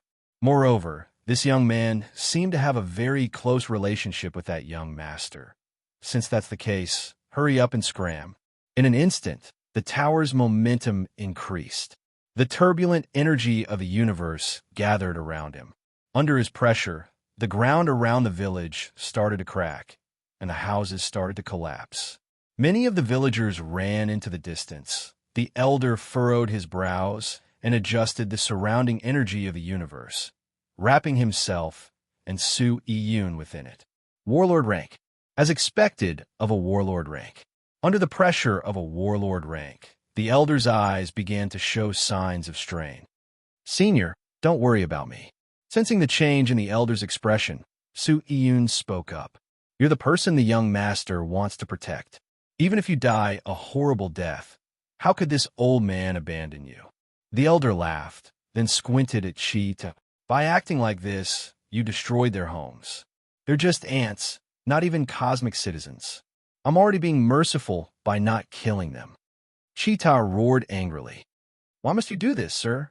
The elder frowned. This young man is very important to our Steel clan. Perhaps you're from an even greater clan, but if you don't give him to our Steel clan, don't talk about this with me. Either scram or die. Cheetah did not give him any leeway. The elder took a deep breath, and a round disc suddenly appeared in his hand. Behind him, a mirror-like afterimage appeared. Tool Spirit. What a joke. Seeing this, Cheetah's eyes were filled with disdain. Immediately, his feet stepped on the ground, and an afterimage appeared behind him. Compared to the elder's afterimage, his was more solid. Behind him, it was a dwarf wielding a hammer. At the same time, a hammer appeared in his right hand. Don't ask for trouble. You should be very clear in your heart that you have no chance of winning against me. Giving face to the Steel clan, I'll let you go. If you're stubborn, don't blame me for being merciless. Also, you can record through the virtual network, hand it to your clan. I don't care, understand? Cheetah's eyes were filled with coldness, just a little bit more. At the start, they were quite surprised. This Su Iyun didn't even wait for them to set up the trap before he came. Who would have thought that this kid was very cunning? Not only did they not catch him, Ta Mo was even injured by this kid. That's right, Ta Mo, a 7th grade warrior, was injured by Su Iyun. Up until now, Ta Mo still had not recovered and was being cared for by Black Tiger. Naturally, the task of capturing Su Iyun fell to him. He swore that he would capture him. But suddenly, the Steel clan appeared. Sir, don't be stubborn. Do you know this youth's background? What background? Isn't it just your Steel clan? Sir, you may have misunderstood. Although our Steel clan is on good terms with him, he's not a member of our clan. He has an even more powerful background. Even our Steel clan has to be careful. Bullshit. Cheetah spat. Does he really think I didn't investigate him? What background? If he has a background, then let him come. Does he really think I've been scared all these years? I'm not afraid. Even if he has a sovereign behind him, he must come with me today. Also, don't waste my time here. Scram or die. Choose. Chapter 23-29. My God, how did it suddenly turn out like this? In the distance of Green River Planet, Black Tiger patted his bald head, his eyes filled with regret. He looked at the location. It was where Shorty Cheetah and Su Iyun were. Where did this universe level come from? Can you not be a busybody? Hurry up and leave. You're only a universe level. Why are you going against a warlord? Hiding in the distance, Black Tiger wanted to cry, but had no tears. He couldn't help but pray in his heart for the old man to leave. He had already made a meticulous plan, just waiting to reel in the net. Such an old man had appeared out of nowhere. Don't blame Black Tiger for not respecting the old man. Right now in his heart, the old man had already risen to the level of an undying old man. I've had enough.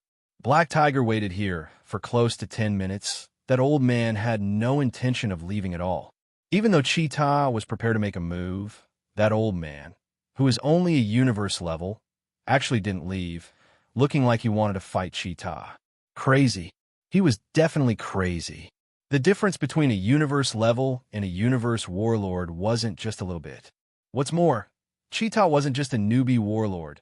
He was a level 7 warlord. That old man was only a universe level 5. What could he use to fight Cheetah? He's really looking to die. Black Tiger muttered, his gaze still staring straight ahead, hoping that the old man would be tactful. In the end, how troublesome. With that, Black Tiger squinted his eyes and sent out a message. The situation has changed, requesting to cancel this mission.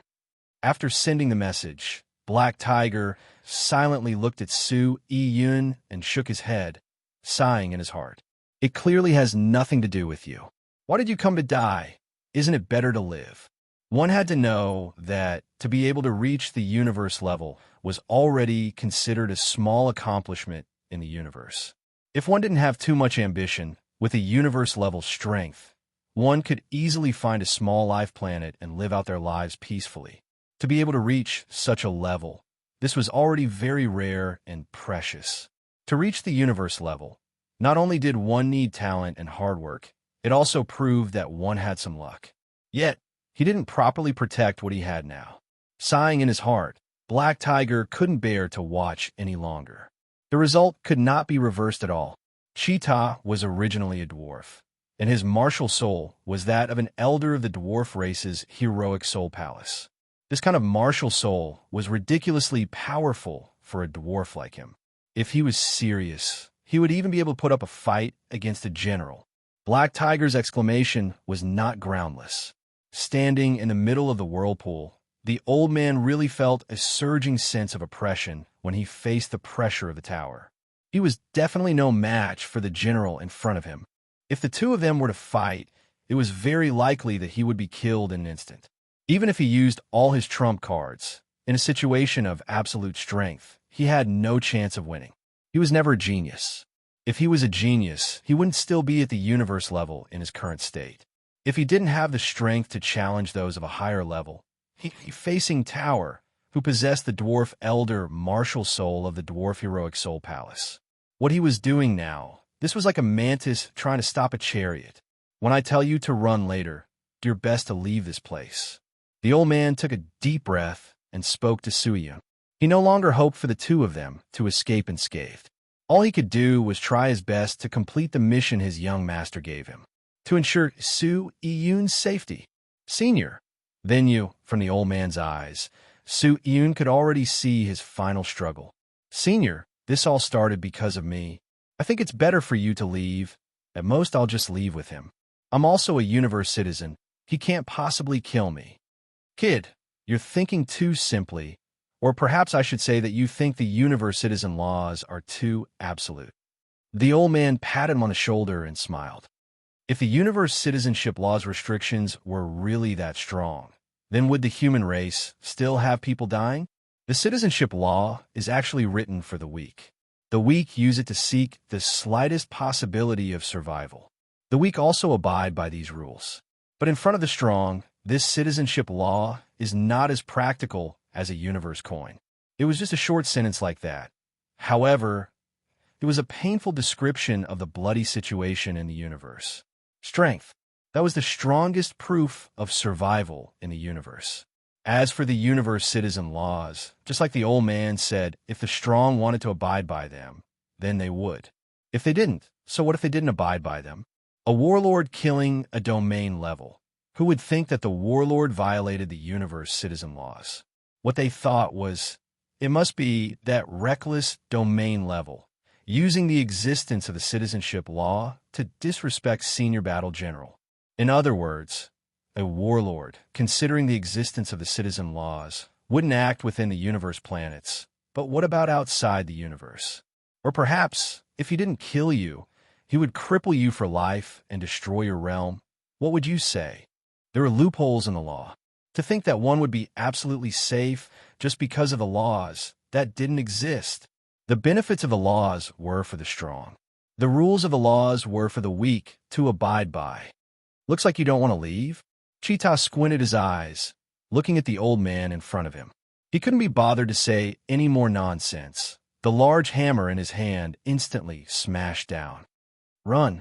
The old man roared. The disc in his hand instantly flew out, colliding with the large hammer. In that instant, in that short instant, maybe not even a second, the old man's disc weapon instantly shattered. A mouthful of fresh blood spat out of the old man's mouth. His entire being became dispirited. Mantis trying to stop a chariot. The huge hammer didn't stop at all. This hammer of his would definitely take the old man's life. Is it over? The old man knelt on the ground, his face full of bitterness. He had thought that he would be instantly killed, but when it happened, it was still hard to accept. He had spent his entire life. He couldn't even take half a step forward in the universe level 4. He was already old. If it wasn't for his great fortune, then he would have remained like this for the rest of his life. Su-Yun was still young.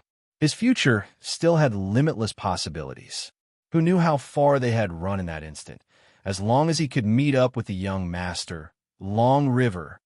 In the sky, A long river that was tens of li long suddenly appeared. Su Iyun, who had already run, turned back. At the same time, Ball suddenly appeared in front of the old man. This little fatty. Both his legs were trembling, but he still held a broadsword in his hands, gritting his teeth as he stood in front of the old man. Cheetah, who saw this, only found it funny. Two domain-level punks. Die! Chapter 23:30. Pagoda had already discovered Ba-Er's position. From the start, this domain realm kid had been paying attention to them. Against a domain realm, he wasn't interested, so he didn't bother. If Ba-Er hadn't come, he would have been willing to pretend he never saw this kid. Who would have thought that this puny domain realm would dare to stand in front of him? Pagoda swung his hammer down. He didn't care about Su Iyun's river of sticks at all. It was just a domain realm artifact. With his warrior-level strength, he could break it in an instant. Boom, impossible. Far away, Black Tiger was shocked. Pagoda wasn't the only one who thought that way. In fact, he didn't think that Su Iyun's artifact could do anything to Pagoda. Little did he know, not only did Su Iyun's river of sticks not shatter, it even blocked Pagoda. About 3 seconds later, the river of sticks shattered. Su Iyun fell to the ground and vomited blood. But no one could underestimate that river of sticks. One had to know, this river of sticks could stop Pagoda of the Dwarf clan for 3 seconds with the Dwarf Elder Marshall's soul activated. Even that Elder didn't even last a second. More importantly, Su Iyun was only a domain realm. It was impossible for a domain realm to resist a warlord for 3 seconds. Plus, it was only 3 seconds. Pagoda couldn't continue attacking and could only stop. Of course, it wasn't that he couldn't force his way through, but it would take a toll on him. He didn't want to be injured while facing a domain realm family. He was afraid of his enemies if he told them about this, even though Ta-Mo was injured by Su Iyun. Interesting. The Pagoda, who'd been knocked back by the river Styx, grinned at Su Iyun, his eyes filled with greed. This greed was for the river of Styx. A domain realm could resist a warlord for 3 seconds. From this, it could be seen that this river of Styx's grade was not low. It was at least a marquee artifact. Marquee artifact. Only marquee experts could have it. Those who weren't so lucky might not even get it. If he could get that river of Styx, he wouldn't even be afraid of a commander-level artifact. Su Iyun, Ba-Er hurriedly ran towards Su Iyun with his broadsword. Then, he looked at the elder with worry. Kid, Cheetah raised his warhammer and looked at Su Iyun, who was coughing up blood. Give me your river, and I'll let you go. The moment he saw the sticks, the mission given by his young master was no longer important. He was a warlord. It wasn't like he had been nurtured by his family since he was young. What was the point of bowing down to his stellar level? It was all for the sake of obtaining some benefits. Now that he saw a treasure that was at least to the marquee level, why would he need to risk his life for that arrogant guy? Dream on. With one hand on the ground, Su Iyun raised his head and gritted his teeth. Kid, I don't know where you learned to be so stubborn, but I have to tell you that in this universe, stubborn people won't survive. Cheetah narrowed his eyes. In this universe, with your strength, there are many who can crush you to death. How about this? Cheetah hesitated for a while. Sell me that river of yours. I can pay for it. How about 300,000 universe dollars? That's a lot for a domain level like you. This kind of treasure, most of them were stored in one's body. In order to obtain it, the owner had to either give it up or kill the owner. To Cheetah, killing a domain level was easy. Even he was worried that if he forcefully killed Su Iyun might activate the treasure and self-destruct before he died. Cheetah would collapse. Marquee level treasure. This kind of treasure was already rare. If one wanted to buy it, they would have to compete in auctions. It wasn't an exaggeration to say. Even the worst marquee level treasure would cost over 1,000 chaos coins, which is 100 billion universe dollars. Cheetah's net worth, even 10,000 chaos coins couldn't buy it. You humans have a saying, an ordinary man is innocent, but treasuring a jade ring becomes a crime. With your strength, you can't have this kind of treasure. I'll give you 500,000. 500,000 is enough for you to buy a suitable treasure for your current use. Cheetah extended 5 fingers. Don't even think about it. I'll have a die to get the sticks. Su Iyun gritted his teeth. Cheetah grinned and nodded. Sticks, what's the name of your treasure? I like it. Since you want to die so much, then die. In an instant, Cheetah didn't waste any more words. He raised his war hammer and attacked again. It was clear that he was a very decisive person. He wasn't in the mood to say useless things. You dare. Suddenly, Bear gripped his broadsword and shouted angrily. Do you know who he is? He's an honored guest of the Steel family. Do you know who I am? I'm Steel Bear, the son of the Steel family patriarch. If you dare touch them, the Steel family. Scram! Without waiting for Bar to finish his sentence, he kicked him out of the tower. The Steel family. He didn't care about the bullshit Steel family. As long as he could get the sticks, he would even dare to kill someone from the Virtual World Corporation. You know he's a member of the Steel family, yet you still dare to attack? It seems you don't like the Steel family. Very well. But he said he's the patriarch's son. Don't you know he has an older brother, Steel Bear? Just as Bear was sent flying, he felt himself being hugged by a pair of arms. Cheetah, who was wielding his warhammer, heard a whisper that sounded like a nightmare. In an instant, Cheetah's entire body froze. His warhammer didn't fall. His eyes were fixed on Bear's position. Behind Bear, there was already an additional youth with a grave and stern expression. Steel Bear, a genius that only appeared once in 10,000 years in the universe, the successor of the Steel family patriarch. It was rumored that his existence would allow the Steel family to break free from being a second-rate family and successfully leap into a first-rate family. There were also rumors, right now, he was already titled. Are you looking down on me? Steel Bear's eyes were grave and stern. Whether it was the old man on the ground or Bear in his arms, they couldn't help but exclaim, Brother, young Master Bear. Bear swore that this was the first time in a long time that he had called Bear brother so sincerely. He had come at the right time. He was simply the savior of the world. Do you see that? If you don't have strength, even if you're a direct descendant of the Steel family, he won't care about you. Steel Bear wasn't surprised at all. This time, Bear didn't show any reluctance and nodded heavily. I know, not bad. Your attitude this time is very sincere. Bear patted Bear's shoulder and then looked at Cheetah. I don't care which family you're from. Go back and tell your master that I'll go find him. Scram. Chapter 23:31. It's a mess. It's all a mess. In the distance, Black Tiger shook his head. Everything had ended the moment Steelbad had appeared. Whether it was Tower trying to use Su Iyun to threaten Yizichin, or perhaps it was Black Tiger's own secret plan, none of them would succeed. After all, Steelbad was a publicly acknowledged genius. His talent was enough to strike fear into the hearts of the Outlanders, and he was on the Outlanders' wanted list. His strength, he seemed to be at the Count level. Wait, Steelbad has the strength of a Count. Doesn't that mean that I'm standing here? Black Tiger's heart skipped a beat. Steelbad spoke up. Although he was far away, he felt like he was right next to Black Tiger's ear. Stop hiding and come out. F***CK. I've been discovered. Black Tiger clenches fists. He'd been too careless. Given the alertness of an Earl, he should have been able to detect Su Ping. But who would have thought that a titled battle pet warrior would be involved? At the same time, he understood the people who'd come were from the Steel family. No wonder Tower told him so much. Given Tower's personality, he should have attacked long ago. Man proposes, God disposes. He thought it was a perfect plan, but the Steel family had interfered. Bro, why did you suddenly come? Asked Ball, who'd been placed on the ground.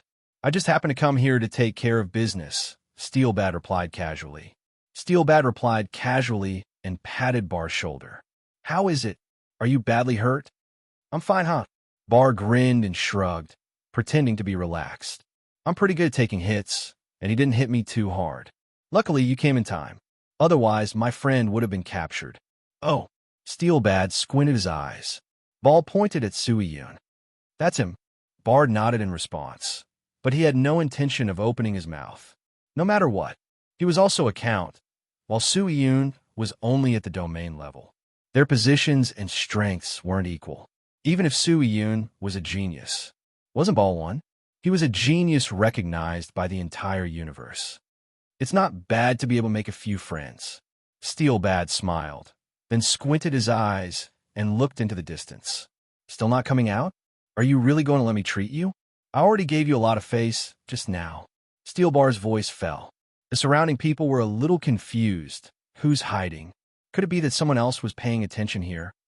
Not long after, Black Tiger slowly walked out with an awkward smile on his face, followed by his trademark scratching of his head.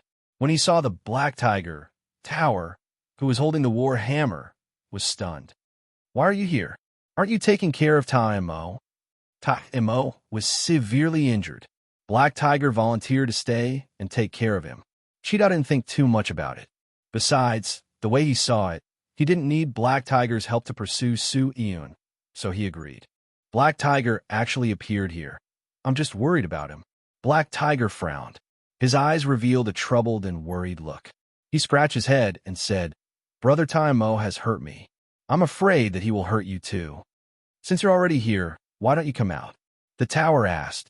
I don't dare. Black Tiger still had that honest look. Didn't you tell me not to come? I'm afraid that my sudden appearance will make you unhappy, Tower Bro. Warrior level. The old man from the Steel Bar family frowned. He didn't expect there to be two warrior-level warriors here. If both of them attacked at the same time from the start, they probably wouldn't have waited for young Master Bard to come here. Unfortunately, now young Master Bard was here.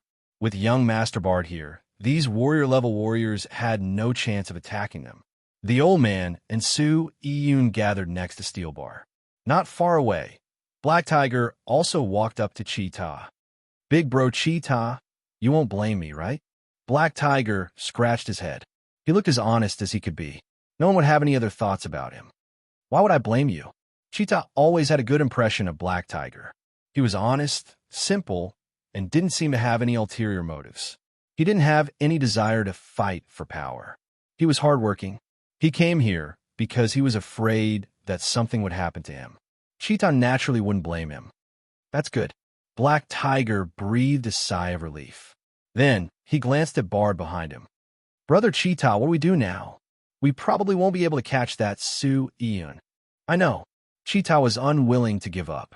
A marquee-level artifact was right in front of him, but he couldn't snatch it with his own hands. It would be fine if it was a senior, but it was a domain-level insect. Not being able to obtain, it was even worse than being killed. Your Highness Bard. Cheetah took 2 deep breaths. He walked up to Steel Bar and bowed deeply. I'm very sorry for hurting your little brother. Isn't it too late to apologize now? Steel Bard narrowed his eyes. When he mentioned the Steel Bard family, you should have stopped. You're right. Cheetah lowered his stance and spoke with sincerity. It's all my fault. Please forgive me. I will immediately leave Azure River Planet with my men. I won't come looking for trouble again. Scram. Steel Bar seemed to be too lazy to talk to him. Don't try to take revenge. I'll say it again. Go back and tell your master that I'll pay him a visit soon. You guys should know, if I want to investigate you, it's very simple. Understood. Cheetah nodded heavily. Of course we know your Highness Steel Bar's position in the Virtual World Corporation. It's a piece of cake for you to investigate us. Good that you know. Scram. Bard waved his hand. He was no longer interested in talking to Cheetah. Cheetah was as obedient as a grandson. He walked away step by step. When he took his 3rd step, the warhammer in his hand suddenly flew out. The warhammer was actually aimed at Steel Bar. You're courting death. Bard was furious. He raised his warhammer and slammed it down. But at the same time, Cheetah threw 3 silver needles at Bard. The timing of the needles and the warhammer was very tricky. If he was going to deal with the warhammer, he couldn't deal with the needles. If he was going to deal with the needles, he definitely couldn't deal with the warhammer. Bard knew very well. He took a deep breath. In the end, he still chose to press the warhammer down. The 3 silver needles also drilled into his body. Cough. When the silver needles entered his body, Bard couldn't help but cough violently. Blood flowed uncontrollably from his nose and mouth. Poison. And it was poison. Young Master Bard. The old man was shocked. Bard, who was holding his head, also shouted, Brother. Chapter 23:32. Fresh blood gushed out uncontrollably. Bard's face turned purplish-black in an instant. His hands trembled uncontrollably. Earl level. He had lost the ability to resist after being hit by a hidden weapon. Almost at the same time, Bard frowned and slammed his palm on the ground.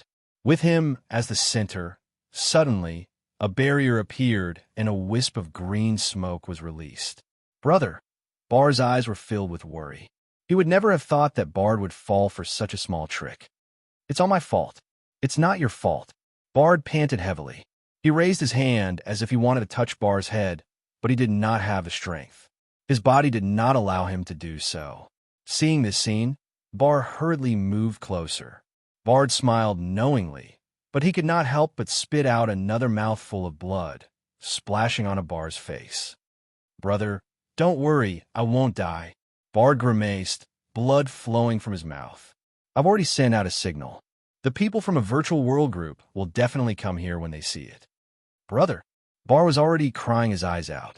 He could not even say a word now. The relationship between the two brothers had always been bad, but he knew very well that Bard was a very proud person. The proud him, sending out a distress signal to the virtual world, proved that his current situation was really bad, so bad that he did not have time to deal with that warlord level. Ha ha ha, it's exactly as I thought. Standing outside the defensive barrier, Tower laughed maniacally. Steel Bard, I have to admit that you are a genius. Only Earls can master space travel, and only Venerables can master it. You're so good to your brother. You sense that he was in danger and forced space travel to this place. Your body is already at the end of its life, so a few small poisonous needles can take your life. What? Bard was completely stunned. He stared blankly at Steel Bard in front of him. Space travel. Did he come from the Dark Universe? Perhaps others did not understand space travel, but as a direct descendant of the Steel family, Steel Bard knew a little about it. Space travel was a space jump from the Dark Universe. It was the fastest way to travel. Under normal circumstances, the Dark Universe was traveled by spaceships. This was because the pressure inside the Dark Universe was so great that it was difficult for humans to travel through it. Even supremacies who had mastered spatial travel would not do so easily. Teleportation was even more dangerous than spatial jump. Forcefully traversing through space would place a heavy burden on the body and cause serious damage to the body. No wonder. Bard was curious as to why Steel Bad's face was so pale when he arrived. The other party clearly didn't take the Steel family seriously. He didn't defend his family's honor, but instead urged the other party to get lost. It wasn't that he didn't want to fight. It was his body that did not allow him to attack. Brother, is this true? Bard pursed his lips, and his eyes trembled violently. He never knew that Steel Bad cared about him so much. In his memories, Steel Bard had his back turned, or rather, he had been watching Steel Bard's back. He was the clan's genius. He was the next head of the family. He was the hope of the Steel family. He himself, he was a spoiled brat of the family. He couldn't do anything. He had no talent or interest in cultivation. The family was too lazy to give him any resources. This made him lose interest in the future. He might as well continue to fool around like this. In his heart, he hated Steel Bad more and more. Even on the few occasions they met, Steel Bard lectured him, telling him to work harder, telling him to do this and that, and he grew to dislike Steel Bard even more. Now, Tower said that Steel Bad had used spatial travel to come here to save him. If you can save me some trouble. If you were a warlord, I wouldn't have come. When will you learn to grow up? Steel Bad smiled bitterly. Bard's heart felt as if it had been hit by a heavy hammer. Everything was true. Steel Bad didn't come here to carry out a mission. He had come here through spatial travel. That's right, Azure River Planet. How could there be a mission in the center of the human universe? Even if there were so many human planets. How could there be such a coincidence? How could there be so many coincidences in this world? All of them. Actually, they were all done on purpose by someone else. Brother, I know. I'll definitely cultivate properly. I'll definitely stand out. I'll definitely. Bar cried so hard that he couldn't make a sound. Bar forced a smile and patted his head. What are you crying for? Don't cry.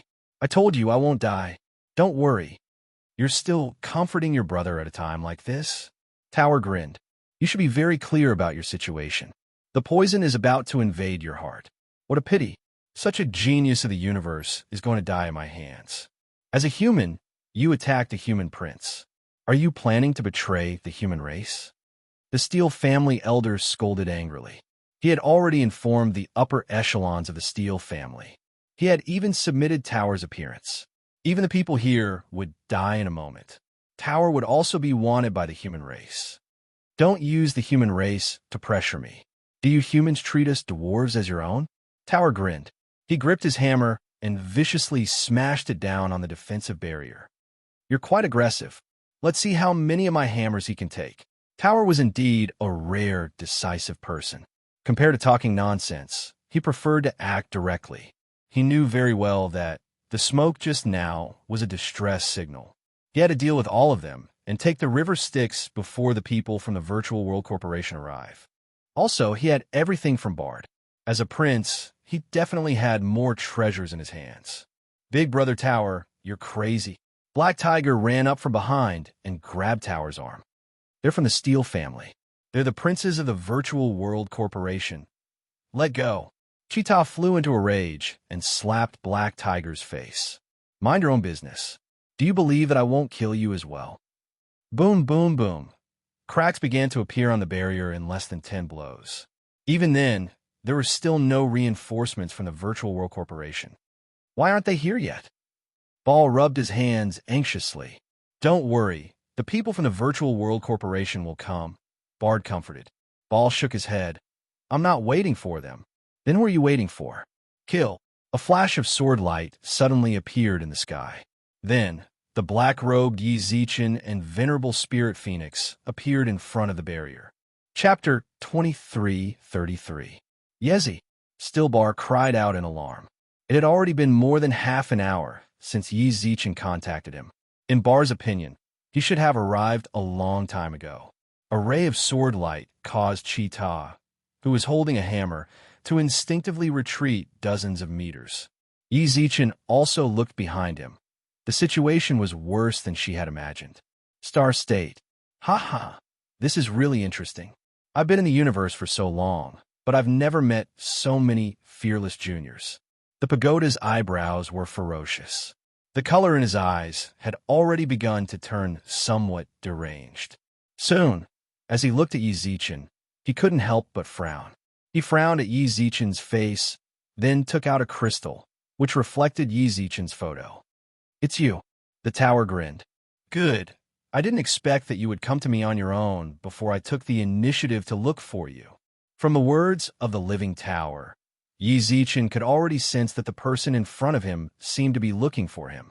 Are you looking for me? You're Yi Zichen, right? Your character name in the second world is Future. Instantly, Yi Zichen's expression froze. Jimin might sent you here. In the second universe, if one were to talk about enmity, it would be with Overlord Might. Yi Zichen instantly thought of him. It's true. Putting the grudges in the game into real life is really tasteless. Yi Zichen never would have guessed that the might of a hegemon could reach such a level. In the universe, traveling in a spaceship was time-consuming. Based on the conflict between Yi Zichen and Wei in the game, it seemed like Yi Zichen stole a few wild bosses from him at the beginning of the game. If that was the case, at the very beginning of the game, Overlord had already arranged for people to cause trouble for him. Later on, when they met in the game, Overlord might also acted like he was waiting for Yi Zichen's death. Did you ask Haka to check on me a few days ago? Did you send someone to kill Hacker? Cheetah frowned, a smile appearing in his eyes.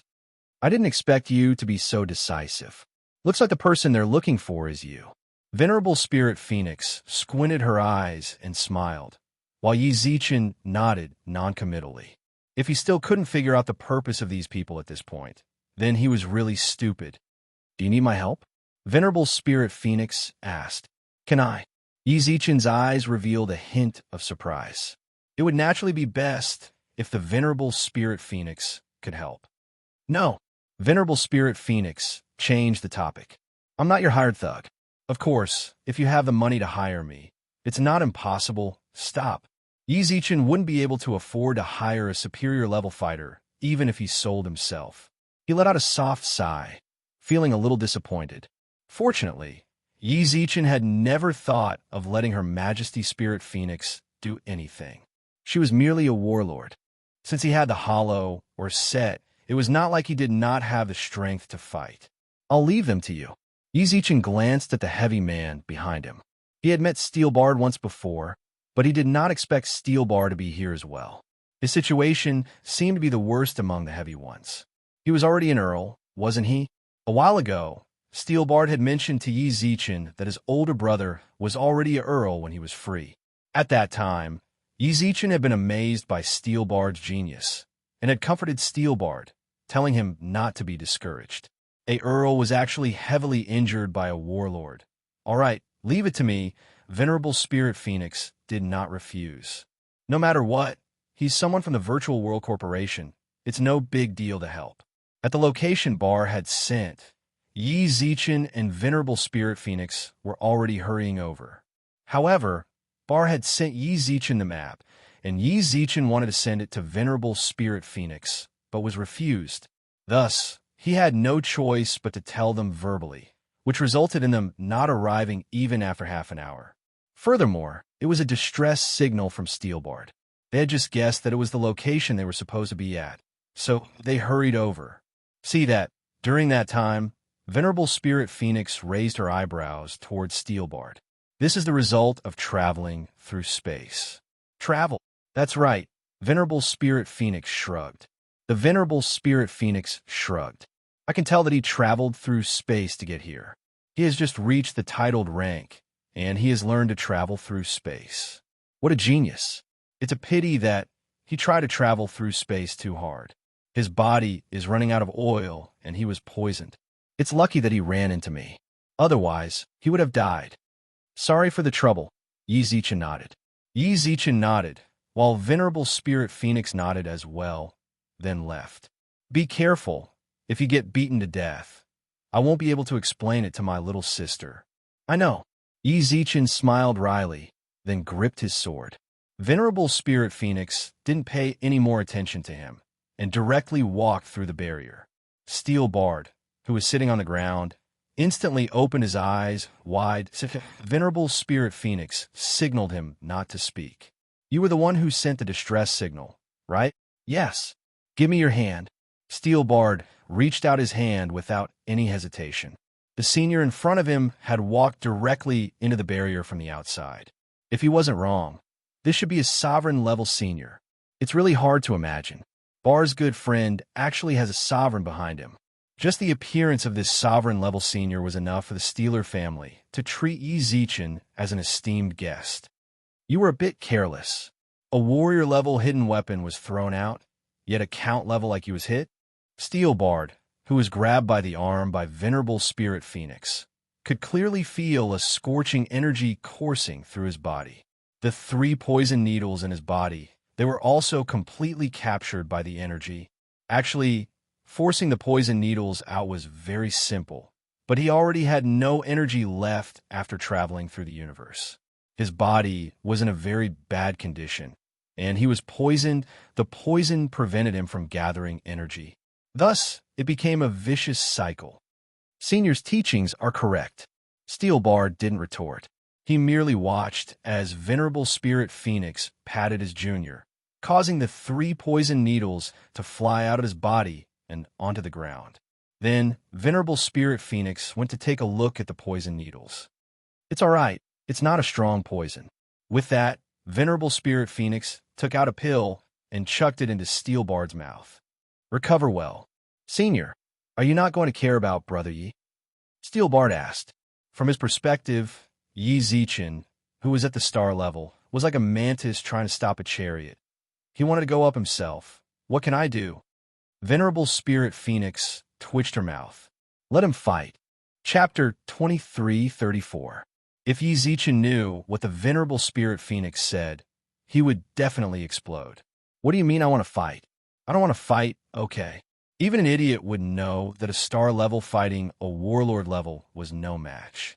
If the Venerable Spirit Phoenix was willing to help, he was absolutely willing.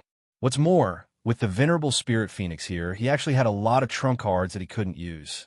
Godhead. The Godhead of Swords was Yi Zichen's biggest trump card. He definitely couldn't use it with the Venerable Spirit Phoenix around.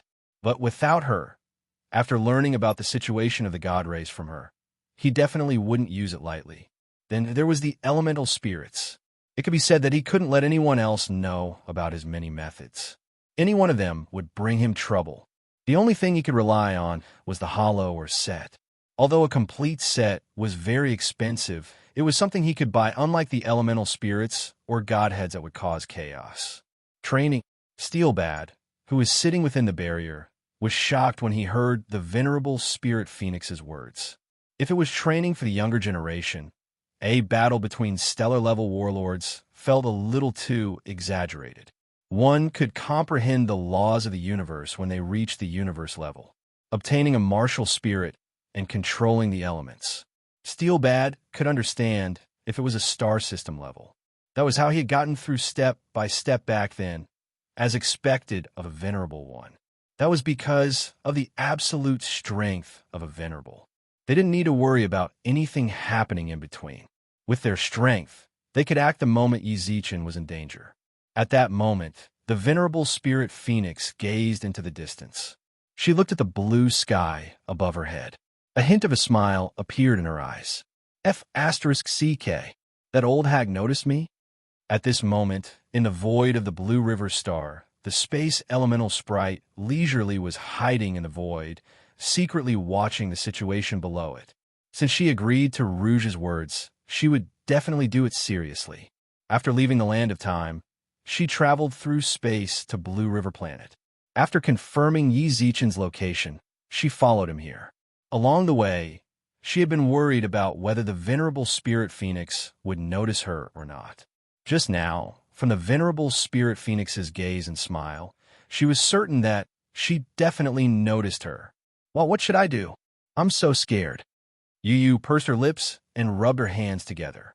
She had always been timid, and now that she was being targeted by human supremacy, she was truly afraid of death. Humans were very enthusiastic about elemental spirits. She won't catch me, will she? Yu exhaled deeply as she rubbed her hands together. If the Venerable Spirit Phoenix really wanted to capture her, she would directly use a spatial shuttle to escape. If a human were to travel through space, it would be a huge burden. Moreover, that old hag just smiled. Maybe she didn't realize that she had been. Why are you following us? Just as Yu was comforting herself, a question suddenly popped up in her mind. In an instant, Yu froze and stared at the Venerable Spirit Phoenix. It's me. I'm talking to you. The Venerable Spirit Phoenix raised her head and looked at Yu in the void. I've been paying attention to you for a long time. You've been keeping an eye on Yi Zichen ever since we left Blue River Star. What exactly do you want? Release the elemental spirits in his body? Well, what do you want? Yu frowned. It's not what I want, it's what you want. The Venerable Spirit Phoenix's tone was somewhat unfriendly. I advise you to give up on the idea of releasing your elemental spirit. With me here, no one could take away his elemental spirit, including you. If I'm not mistaken, you're an adult space elemental sprite, right? This old witch, Yo-Yo, was stunned. The other party could tell that she was an elemental elf and knew that she was an adult. Since when did the human race have such an old monster? Why aren't you talking? Who? Who is going to release the elemental spirits? Yi was so scared that she was tongue-tied and immediately coughed. Don't scare me. Tang Yu, am not scared. Tang Yu is your name? The Venerable Spirit Phoenix said. Yes. Yo-Yo frowned. I'll tell you again, I'm not afraid of you at all, and I'm not here to cause trouble. Don't provoke me. I'm not someone to be trifled with. Don't even think about catching me. I'm not easy to catch. Are you sure? Venerable Spirit Phoenix stood within the defensive barrier. Inexplicably, he snapped his fingers. As a space elemental spirit, she had a very keen insight into the changes in the surrounding space.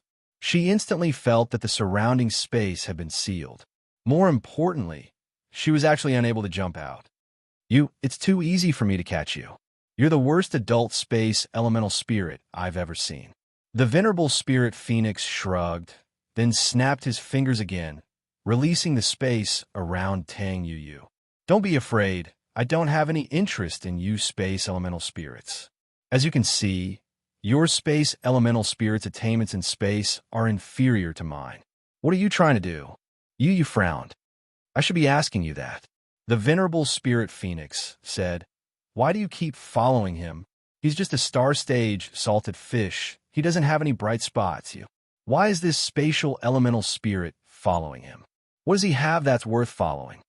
I'm willing. I find him pleasing to the eye. So, without waiting for Tang Yu to finish speaking, the space around her was completely sealed again. I don't like your attitude.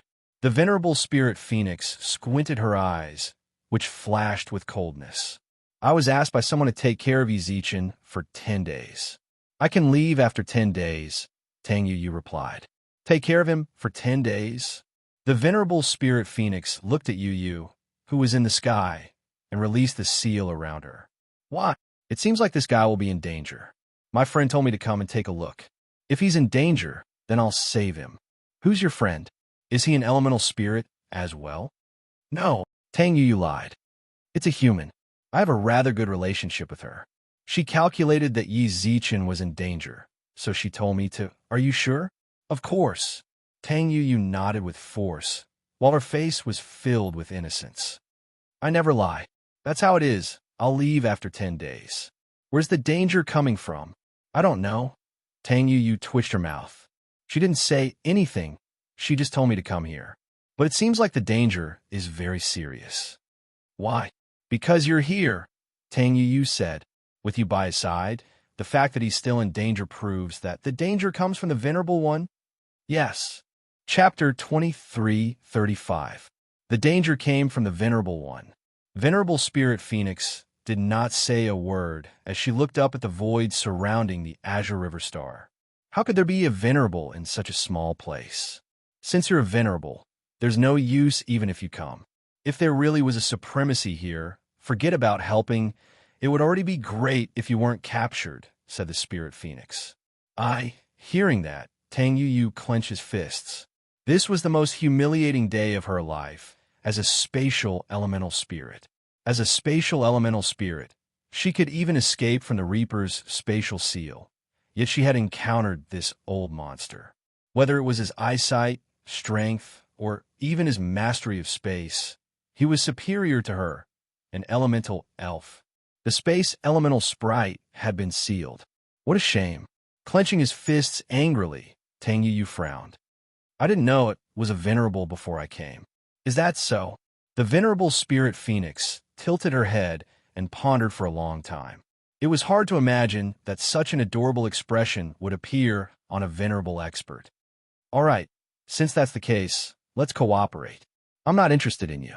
You can rest assured that I won't capture you. Roar, Tang Yu replied. Even though not being caught was something that made her happy, being despised like this always made her feel a little unhappy. She was a spatial elemental spirit. Wouldn't the eyes of the human race's experts light up when they see her and treat her like a treasure? You are a space elemental sprite, so your control over the surrounding space must be very strong. I'll leave it to you to check out the surroundings. If you sense any venerable appear, inform me. Sure, no problem. Tang Yu nodded lightly. This kind of thing was indeed something that she could do. I'll say this in advance, I won't fight. If you want to fight, don't look for me. There's no need for you. Supremacy Spirit Phoenix shrugged. It's just a small supremacy. I can handle it. Roar. Tang Yu nodded silently again. In his heart, he was gnashing his teeth in hatred. This old hag's words are really infuriating. Just as the venerable Spirit Phoenix and the space elemental spirit were discussing, Steel Bar, who had been paying attention to the situation outside, suddenly shouted. Yezi! Dong! Yi Zichen, who was fighting Tower, felt a heavy hammer slam into his back. The enormous warlord-level power instantly blasted Yi Zichen down. A mere stellar-level warrior dares to show off in front of me. Cheetah's eyes were filled with disdain.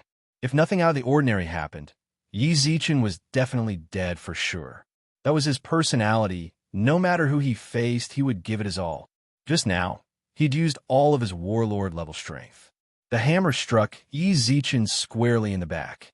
With the strength of the hammer, even if Yi Zichen wasn't blasted to smithereens, his internal organs would definitely shatter. Yi Zichen was dead meat.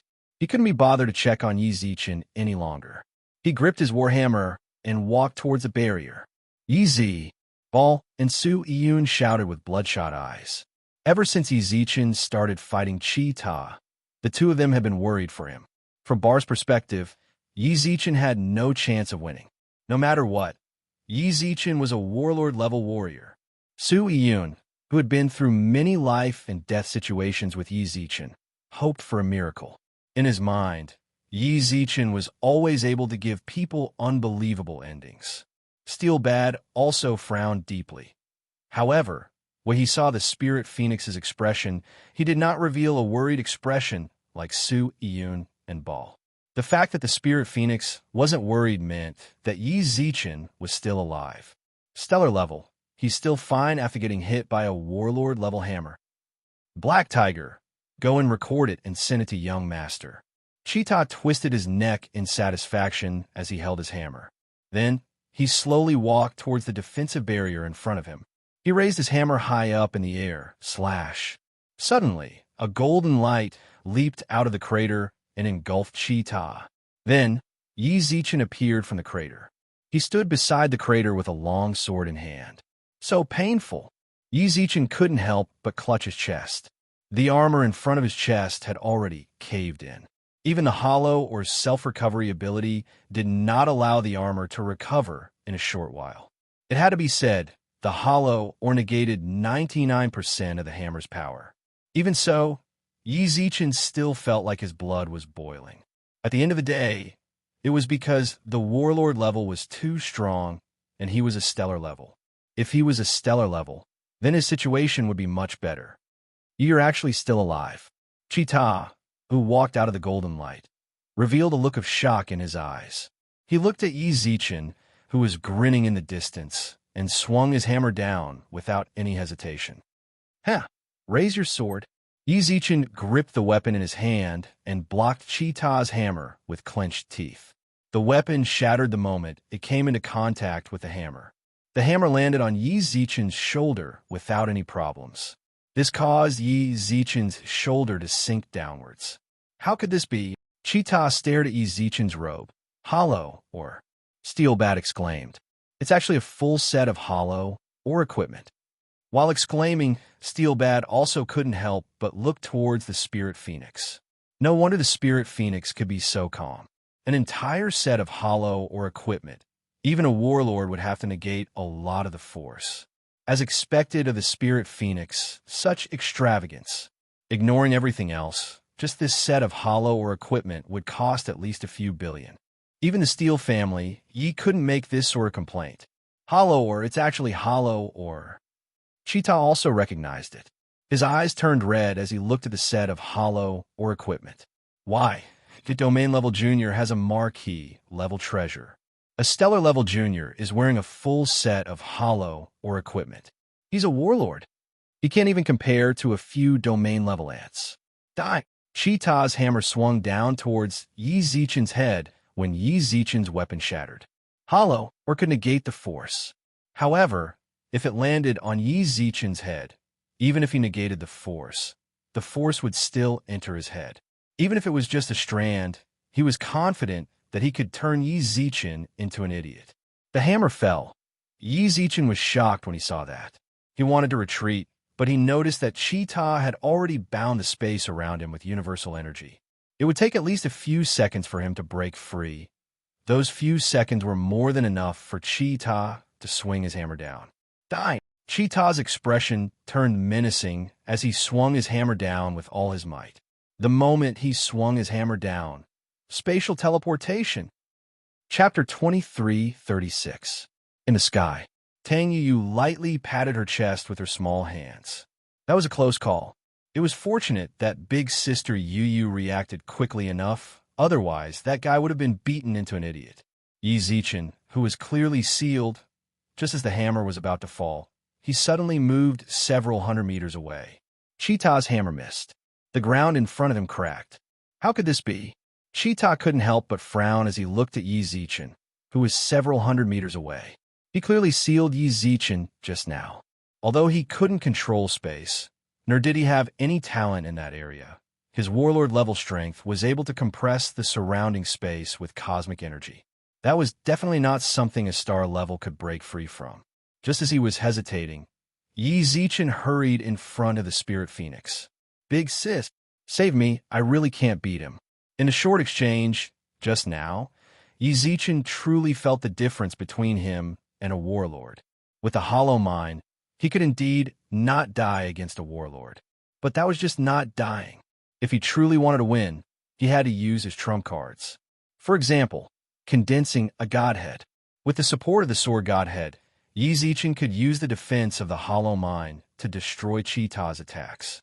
Or the 5 elements elemental spirits summon the elemental spirits. Win with the power of the 5 elements.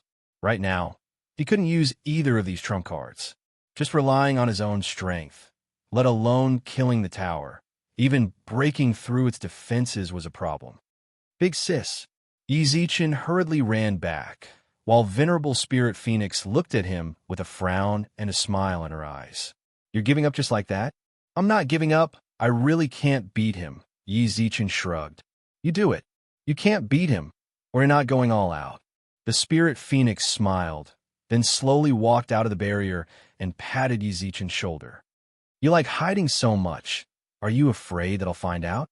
With that said, the Venerable Spirit Phoenix walked outside in a few steps. Yi Zichen allowed a deep breath. This Spirit Phoenix is truly too worrying. When she was by his side, he always felt that his secrets were being seen by her. No, it was very likely that she already knew and was just waiting for him to expose himself. "Yi, are you all right?" Su Iyun and Bar charged forward. "Haha, I'm fine." Yi Zichen grinned, then looked Su Iyun up and down. "I'm all right. Rest assured." In truth, Su Iyun's situation was that he'd used the river Styx to forcefully block the tower's attack, causing his chi and blood to surge. In this period of time, he had already recovered. F***CK? No wonder you're my brother. The first thing you care about is old Su. You didn't even ask me how I was. Bar curled his lips. "Haha, you damn fatty." Yi Zichen punch Bar. "Do you think I can't tell that you're fine? Don't look for trouble here." F***CK. Ba air bellowed, then looked at the Venerable Spirit Phoenix outside. "The beauty outside is your sister. Can she go out? Is she a match for a warlord?" "Bar, don't talk nonsense." At this moment, Steelbad spoke. The frown on his face was very frightening. Soon after, he saw the heavily injured and yet to recover.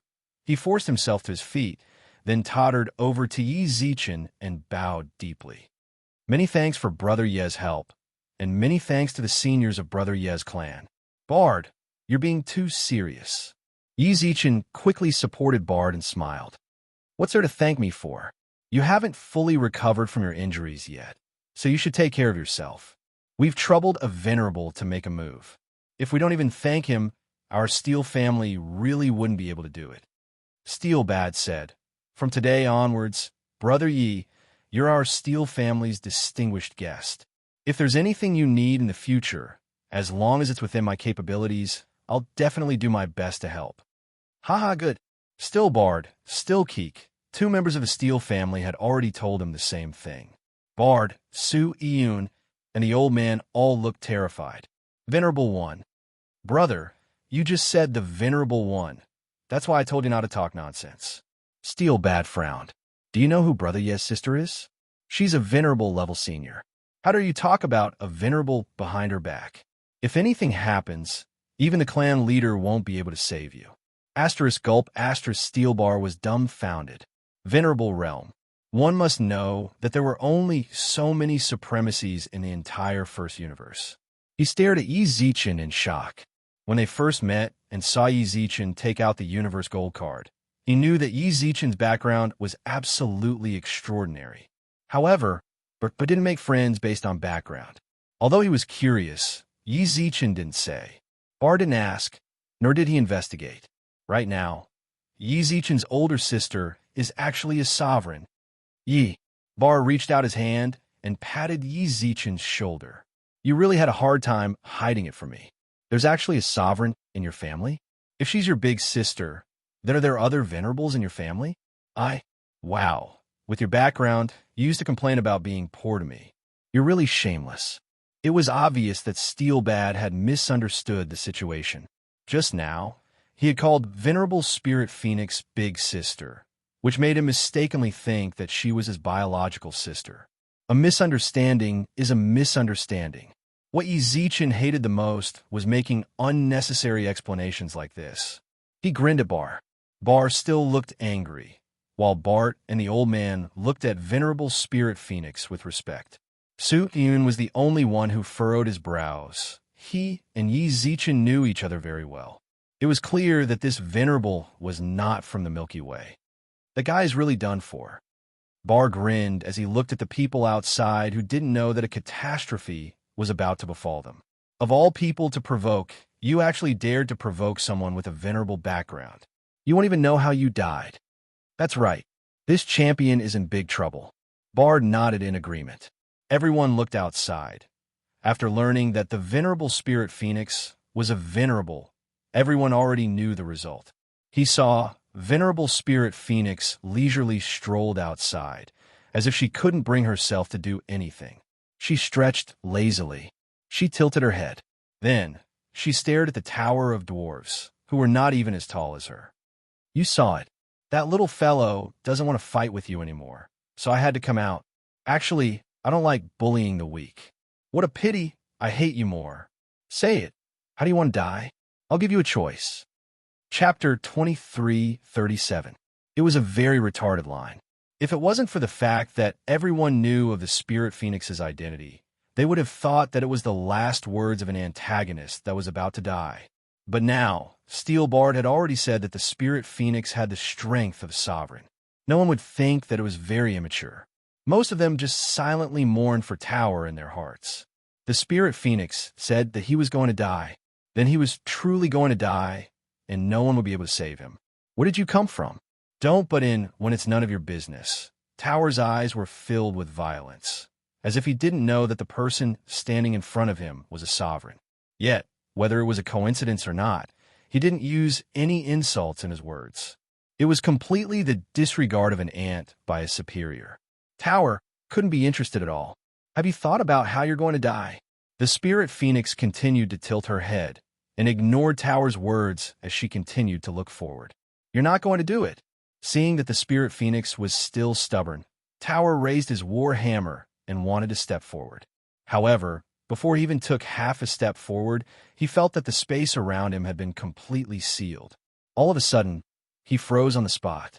If I'm not wrong, then what's binding me isn't some higher-level cosmic energy, but pure spatial elemental energy sealing me in the current space. Being able to use the power of space. A sovereign. Donk! The war hammer in Tower's hand suddenly fell from his hand and landed on the ground, causing a small crater to appear, causing dust to fly into the air. Cheetah's throat trembled violently. The arrogance and haughtiness from before had vanished in a thin air at this moment. He no longer had any right to be haughty. In front of a sovereign, he didn't even have the right to raise his head. No wonder Yi Zichen had suddenly disappeared in front of him when his hammer was about to fall. At the time, he had wondered if there was a problem with his seal.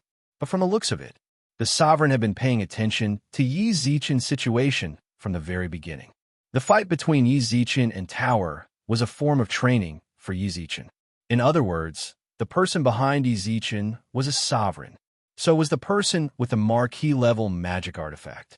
It was all too easy for them to get a marquee-level magic artifact when they had the backing of sovereign, star rank, domain rank. How could he possibly have those high-grade magic treasures? To be able to possess all of this, there must be an expert standing behind him. Why was he so stupid? He was so stupid that he didn't even think of such a simple logic. Could it be that he was blinded by wealth and lost his mind? Your Honor, Cheetah gulped, unable to utter a single word for a long time. Don't waste my time. Tell me how you want to die. I could do my best to satisfy your need for death. The Venerable Spirit Phoenix narrowed her eyes and smiled. An intact corpse, a half corpse, or nothing. You decide, saying these words with a smile. What's more, it happened to a woman with a pretty face. Others might not be able to feel this scene, but it was as terrifying as it could be for the people in the Tower of Rising Towers. A venerable realm senior wanted him dead. Senior, this junior doesn't want to die. He wanted to kneel when he got up from the pagoda, but he couldn't even bend his knees due to the sealed space. Senior, this junior has eyes but failed to see. This junior has eyes but failed to recognize Mount Tai. This is all Junior's fault. Please show mercy and spare. Do you want me to repeat the same words for the fourth time? The venerable spirit phoenix interrupted him coldly, while Cheetah's back was instantly covered in cold sweat. Big Sis asked him who told him to come. All of a sudden, Yi Zichen's words appeared in the venerable spirit phoenix's mind. The requirement for the star level was that of a venerable. This sort of thing has never happened in this universe. The venerable spirit phoenix turned around and glanced at him, but she didn't reveal any unhappy expression. Instead, she looked at Yi Zichen with a hint of bitterness, as if she was saying, "She's a venerable. There has to be a limit to ordering her around." Then, she actually turned around and looked towards Cheetah. Who told you to come? An opportunity. Cheetah, who was in despair, felt that this question was like a ray of light in the darkness. He didn't even think about it. It's Ka Wei, the son of the Virtual World Corporation's deputy, Casey. He has some grudges with young Master Yi in the second world game developed by the Virtual World Corporation, so he told us to deal with him. In order to push all the blame away, Cheetah intentionally explained everything in great detail. Of course, he also hid some words that were disadvantageous to him. When he finished, the venerable spirit phoenix turned around once again. It really is him. Yi Zichen clenched his fist. He merely wanted to confirm it, and didn't want to think about it based on his own subjective thoughts. But now, Cheetah had told the truth himself. This overlord might is truly domineering. Is there anything else you want to ask? The venerable spirit phoenix asked. No more. At the same time, he also flattered the venerable spirit phoenix. It's good to have Big Sis here. Following Big Sis is good. You really know how to talk. The venerable spirit phoenix smiled. For some reason, if one observed carefully, they would notice that the venerable spirit phoenix would only smile when she was facing Yi Zichen. Even if she did smile at other times, it would be a cold smile. It's from the bottom of my heart. Yi Zichen quickly expressed his loyalty. Smooth talker, the venerable spirit phoenix smiled, then looked towards Cheetah, who was sealed. At that moment, Cheetah was unable to calm down. When he saw the venerable spirit phoenix, he immediately spoke up. Senior, all of this really has nothing to do with me. I'm just a subordinate. I'm just selling my life for my master. Selling your life is a good word. Now it's time for you to sell your life. The venerable spirit phoenix smiled. All of a sudden, Cheetah's entire face turned bright red. He glared at the venerable spirit phoenix. Senior, I'm a warlord. I have legal citizenship and am a high-level citizen of the universe. I also belong to the Virtual World Corporation. Even if you are a venerable, you don't have a right to decide my life or death. You can't kill me. High-level citizen. It was an identity that one could only obtain after reaching the universe level. If the domain level was the threshold for survival, then high-level citizens were a form of recognition from the universe country and allowed them to enjoy some of the benefits and conveniences of humans. Among humans, killing a warlord was a very heavy crime. Even if it was a venerable, you can't casually kill them. Cheetah shouted hysterically. The venerable spirit phoenix's eyes suddenly sank, and her expression was filled with disdain. Do you think I care? Virtual World Corporation? Even if you are from the Supremes Association, you will still die if you deserve to die. No one can stop me if I want to kill someone. Understand? Chapter 2338. No, no, no. Within the seal, Cheetah shook his head violently, as though he was trying to break free from the surrounding space seal. Alas, the Spirit Phoenix Sage's space seal had locked him in place. Don't even talk about struggling. He couldn't even lift his hand. All he could do was wait for death to descend upon him. Before death arrived, he could feel the fear in his heart. In the distance, Black Tiger's face couldn't help but drip with cold sweat. He didn't expect to meet a knight in this mission. Cheetah was too presumptuous, hence the knight had to deal with him first. After dealing with Cheetah, wouldn't it be Black Tiger's turn? Just now, he had said many things, all of which pointed out that he was in cahoots with Cheetah. Run? Don't even think about it. In front of Knight, a warlord like him wanting to run was simply a fool's dream. How did things suddenly become like this? Black Tiger squinted his eyes, not knowing what to do. He could only send his consciousness into the virtual universe network, constantly sending messages outside. He was very clear. If no one stood up for him, then he would definitely die today. Have you thought about how you want to die? The Spirit Phoenix Sage was patient. She was a person who kept her promises. Speaking of giving Cheetah a choice, before her patience ran out, she would definitely give him the right to choose. However, at this time, she was already running out of patience. You can't kill me. I'm a dwarf. I've already informed my race's Knight Senior. He's on his way here. If you kill me now, our dwarf race, huh? Dwarf race? The Spirit Phoenix Sage's face revealed shock. Your dwarf race already has a knight, yet your inferior race. You! Cheetah was furious, directly insulting his race. This was something he couldn't accept no matter what. I dare you to say that again. In an instant, the Spirit Phoenix Sage squinted, raising her finger. Cheetah was squeezed together by the surrounding space. Do you know who you're talking to? After saying that, the venerable Spirit Phoenix shrugged. If you think that the dwarf race's venerable can save you, then I'll wait here and let you understand before you die. If I want to kill someone, no one can help me.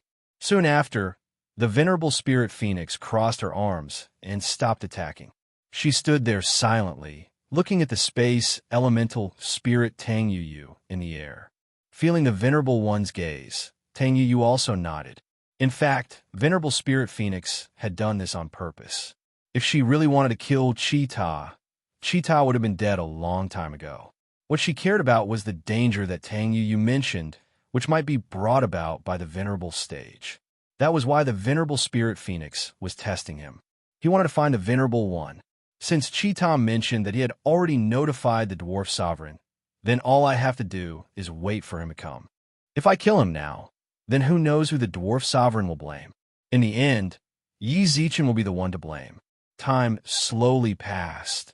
In the village of the Azure River planet, Venerable Spirit Phoenix was already yawning in exhaustion. The tower was still sealed by space, and Black Tiger stood silently in the distance, not daring to move an inch.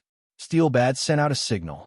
He indicated that the people of the Virtual World Corporation did not need to come over to his place, and that his problem had already been solved. Everyone else also looked forward silently. Is this guy lying? How long has it been? Why hasn't the Venerable One come? Steelbad frowned and looked at the unchanging sky outside. AI, Yeezy, if the Venerable One comes later, can your big sis deal with it? Do you need us, the Steel family, to send someone over? Yi Zichen tilted his head. Isn't that asking for a beating? I'm just waiting for my big sis to play with them herself, since your Steel family isn't coming. Yi Zichen frowned, even though he wasn't really worried. The Venerable Spirit Phoenix was a venerable that could guard the Outlands. There was no need to doubt her strength. Earlier, when Cheetah mentioned the venerable of their clan, the Venerable Spirit Phoenix also said in shock that their clan had a venerable as well. This meant that their Venerable One had only just stepped into the Venerable Stage and was naturally no threat in front of the Venerable Spirit Phoenix. Even so, the Steel family can't just watch on like this, right? The two young masters nearly died. Are they really not going to send someone over to take a look? Brother Yi, don't worry. We already notified the Steel family to come. It's just that we only have one venerable in our family, so he can't come. Two of our family's king-level elders have already come through the dark space, Steelbat explained. Your family only has one venerable? Yi Zichen looked at Steelbat in shock. Steelbat frowned, then punched Yi Zichen. What's the meaning of this? Are you looking down on us, the Steel family? So what if we have one venerable? Do you know how rare venerables are? A family with one is already very, At that moment, Steelbad suddenly shut up. He glanced at the venerable spirit phoenix, then back at Yi Zichen. Why am I telling you this? F***CK. To be honest, Yi Zichen wasn't pretending.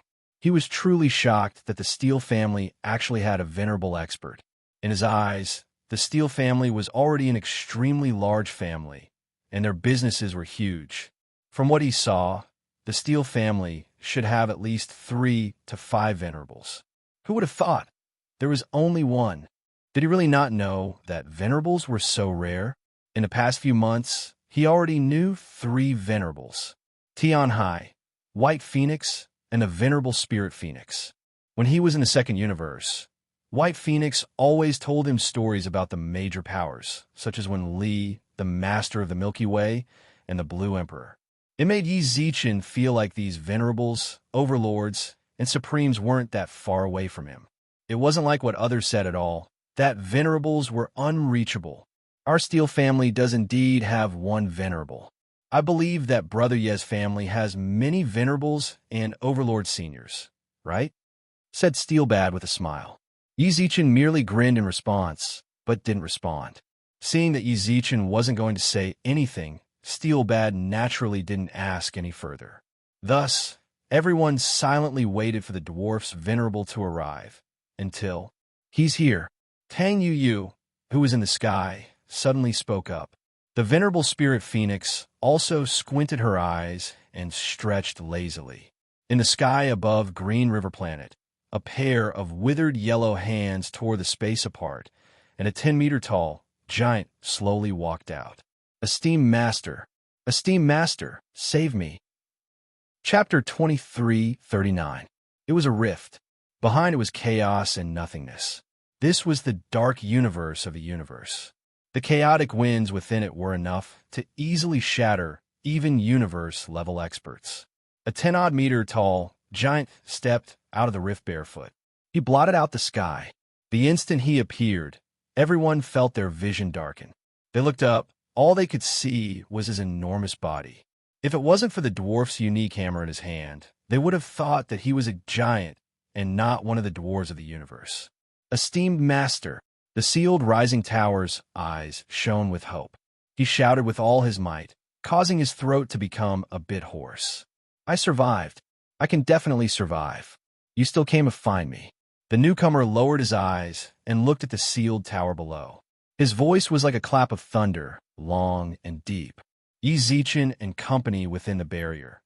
As he spoke, they felt their ears ring, causing a pained expression to appear on their faces. Fortunately, Steelbad had recovered some of his strength. Only after setting up a barrier around them did Yi Zichen and company's situation improve somewhat. For some reason, it wasn't that Yi Zichen thought anything of the Spirit Phoenix, but he felt like this was the aura a sovereign should have. Whether it was the way he came out, or the way he spoke, or the way he acted, they all exuded the inviolable aura of a superior. The Spirit Phoenix, I feel like she's a bit too approachable. When Yi Zichen thought about everything she'd done in the past few days, if he didn't know she was a sovereign, he would have thought she was just a neighbor's little sister. Every day, she would act coquettishly and do things that made people feel that she was cute. Esteemed Master, do you know your wrongs? Said the dwarf venerable in the air. He wanted to nod his head in that instant, but the space around him was sealed, so he could only speak. Your disciple knows his mistake, said the dwarf venerable in the air. Go back to the clan and repent. Understood. The two dwarves acted as if they didn't see the others around them, and continued to talk about their own matters. The Spirit Phoenix didn't interrupt them. She allowed the master-disciple pair to reminisce. Speak. Why did you shatter the spirit stone I gave you and summon me here? The dwarf race supreme elder spoke. Master, someone wants to kill me. Cheetah shouted loudly. The dwarf venerable frowned when he heard this. Who? Me? Only then did the venerable spirit phoenix speak up with a smile. She looked up and said, Yes, I want to kill your disciple. Is there a problem? Release. The dwarf venerable instinctively wanted to rebuke him. The moment he opened his mouth, he forcefully swallowed the words that were on the tip of his tongue. His hands seemed to be trembling as he stood in the void. For a moment, The situation froze. Venerable Spirit Phoenix looked up at the void with a smile, while the Venerable, standing in the void, didn't dare to speak for a long time. What happened? Weren't you acting like a Venerable one just now? Why are you suddenly mute? Venerable Spirit Phoenix chuckled. The dwarf Venerable in the sky hesitated for a long time. Anyone could see that the Venerable in front of them was terrified.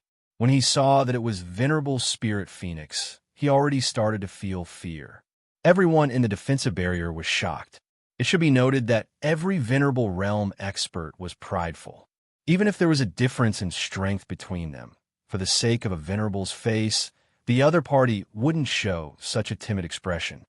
I didn't expect that you would become a Venerable of the Dwarf clan. I thought it would be your brother. Venerable Spirit Phoenix narrowed her eyes. The Venerable in the void raised his hand and slapped Cheetah's face. This slap seemed to have penetrated the Venerable Spirit Phoenix's spatial seal. The right side of Cheetah's face deflated. If there were no accidents, the bones on the right side of Cheetah's face should have been crushed. Apologize to the Venerable One. How did I get a traitorous disciple like you? With that, the dwarf race's Venerable carefully looked at the Venerable Spirit Phoenix below. Venerable One, I really didn't know it was you. Can you do this for my sake? Do you think you are worthy? Venerable Spirit Phoenix coldly interrupted the dwarf Venerable and narrowed her eyes at him. I am not worthy. The dwarf Venerable lowered his head in confusion. Still not revealing your true form? Do you want me to restore it for you? As the Venerable Spirit Phoenix spoke again, the dwarf Venerable in the sky rapidly grew smaller. When he was only about a meter tall, his eyes were filled with mockery and fear as he descended from the sky. He stood a dozen meters away from the Venerable Spirit Phoenix with his hands clasped behind his back. Esteemed Master! Cheetah, who thought that he could be saved, instantly revealed a look of terror when he saw his esteemed master reveal such an expression. You shut up. I don't have a disciple like you. The dwarf Venerable roared angrily, then smiled towards Venerable Spirit Phoenix. Venerable One, since Cheetah angered you, then you can deal with it however you want. I will definitely not interfere, and we dwarves will not go against your decisions in any way. Everyone was shocked. How could a Venerable act so lowly? It was easy to imagine just how strong the sovereign-level expert Yi Zichen brought with him was. Even an overlord couldn't make a Venerable act like this, right? Ba Er's reaction was the most realistic. He couldn't help but gulp as he thought back to what he had said about Venerable Spirit Phoenix. He's just asking to die. What they didn't know was that Yi Zichen was much more shocked than them. He knew that Venerable Spirit Phoenix was very strong, but he didn't expect her to be strong enough for the dwarf Venerable to act like this. What is this? He was just one step away from kneeling on the ground and begging Venerable Spirit Phoenix to let him go. I thought that you would improve after becoming a Venerable. It seems like that's all there is to it. You might as well let your older brother become a Venerable. Venerable Spirit Phoenix snorted coldly in disdain towards the dwarf Venerable's subservience. However, when the dwarf Venerable heard those words, he didn't dare to show any reluctance. He merely lowered his head silently without saying anything. F***ck off. I'll come and deal with you when I have time. Venerable One, we dwarves, F***ck off. Don't make me repeat myself a third time. Hearing that, the dwarf Venerable didn't dare to say anything else. He immediately tore open the space and entered. The eyes of the sealed Chi Pagoda were filled with despair. Son, I already gave you plenty of chances and even let you find your race's Venerable. But as you can see, your Venerable is disappointing. Venerable Spirit Phoenix looked at him with a smile. The Venerable Spirit Phoenix chuckled as she looked at him. Without waiting for the tower to speak, she said, I'll choose for you. Annihilate. Chapter 2340.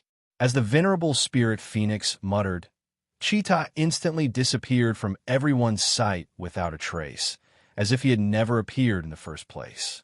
Everyone in the defensive barrier looked ahead. Is he dead? Steelbar licked his lips as he looked forward. Cheetah disappeared just like that. Not a single trace was left behind. If he was dead, then there was no blood at all. Annihilation. He really was completely annihilated. It's done. There's another one over there. Should we deal with him as well? The venerable spirit phoenix's voice rang out in Yi Zichen's mind. Yi Zichen, who was still in shock, looked up and saw Black Tiger clenching his fist tightly as his body trembled. To be honest, Yi Zichen felt very conflicted. He wanted to deal with Black Tiger as well. That guy was Jimin Wei's people, and he came here to cause trouble for him. If it wasn't for the venerable spirit phoenix, he might have already attacked them.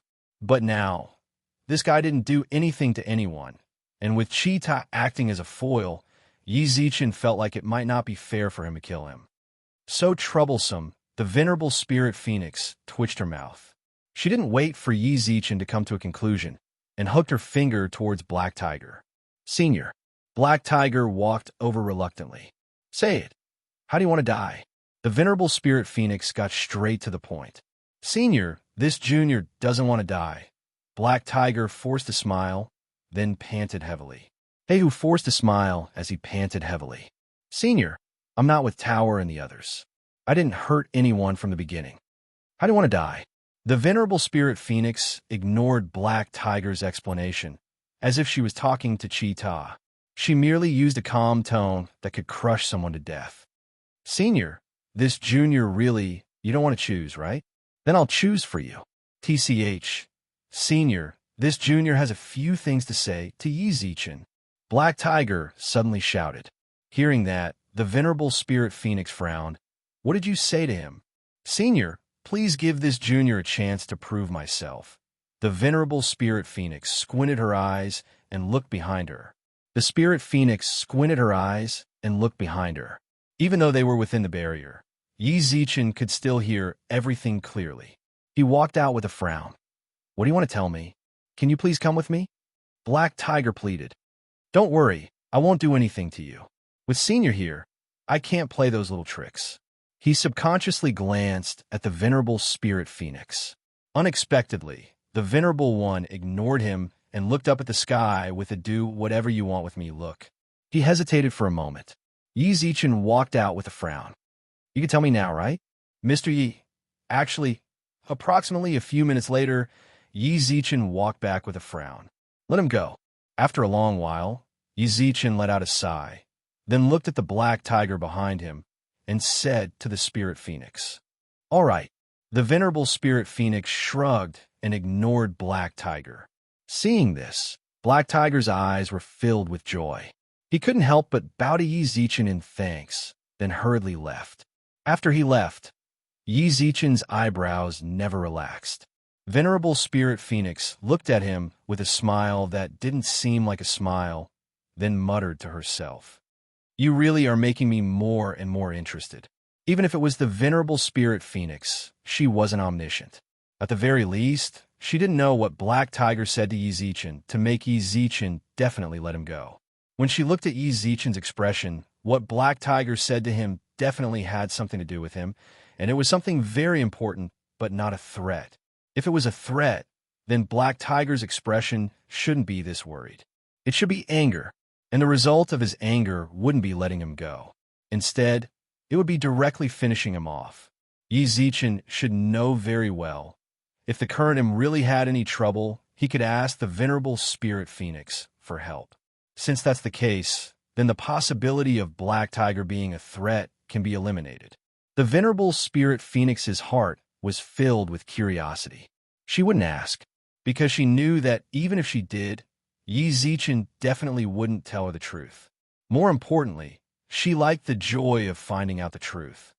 Senior, Bar and company all ran out from the barrier. Bar bowed respectfully towards the Venerable Spirit Phoenix, then hurried to Yi Zichen's side. Yeezy, why did you let that person go? Since he's on Tower's side, then he definitely isn't a good person. What bullsh asterisk T? It's all bullsh asterisk T. From what he said just now, he's clearly on Tower's side. You can't have been tricked by him, right? Don't worry about it. Yi Zichen replied absent-mindedly. At that moment, another tear appeared in the sky, and a spaceship shot out of it. The Steel Family. Was the Steel Family's emblem or name imprinted on the spaceship? Not long later, 3 men and a woman ran out from the spaceship. Auntie. Bar was stunned, then ran out with joy in his eyes. However, before he even took a few steps, he saw Venerable. The four people from the Steel family all bowed towards the venerable spirit phoenix. Their eyes were filled with respect, but there was also a hint of fear hidden within that respect. Bar slowly stopped. The venerable spirit phoenix glanced at them, then waved her hand. Only then did the venerable spirit phoenix feel relieved. All of them let out a long sigh. Even so, they still acted very uneasy and didn't dare to move at all. Yi Zichen, is everything done? Let's go back. The venerable spirit phoenix stretched lazily, then slowly walked in front of Yi Zichen. During that time, the four experts of the Steel family also followed the venerable spirit phoenix and noticed Yi Zichen. All right. Yi Zichen nodded with a heavy heart. The venerable spirit phoenix looked towards Bar, Su Yun and company, who were not far away. Are we going to bring them back? Bar, are you going back? Yi Zichen asked. I am, Bar nodded. Bring them along. Bring Su Yun back as well. All right. The venerable spirit phoenix nodded. The spirit phoenix nodded.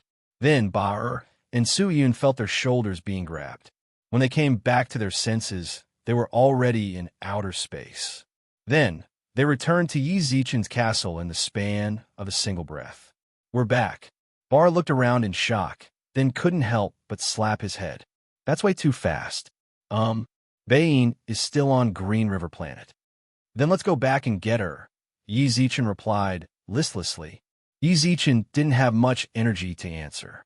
He could only walk into his room and think about what Black Tiger had said to him. Chapter 2341. He silently returned to his room. Yi Zichen closed the door and locked it from the inside, then punched it heavily. A loud bang resounded throughout the entire castle.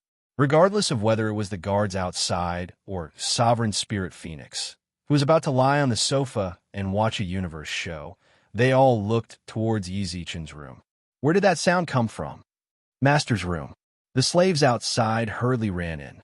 As soon as they entered, they saw the venerable spirit phoenix shaking her head at them with a smile. She then waved her hand, indicating that they didn't need to bother. The slaves all knew the one in front of them.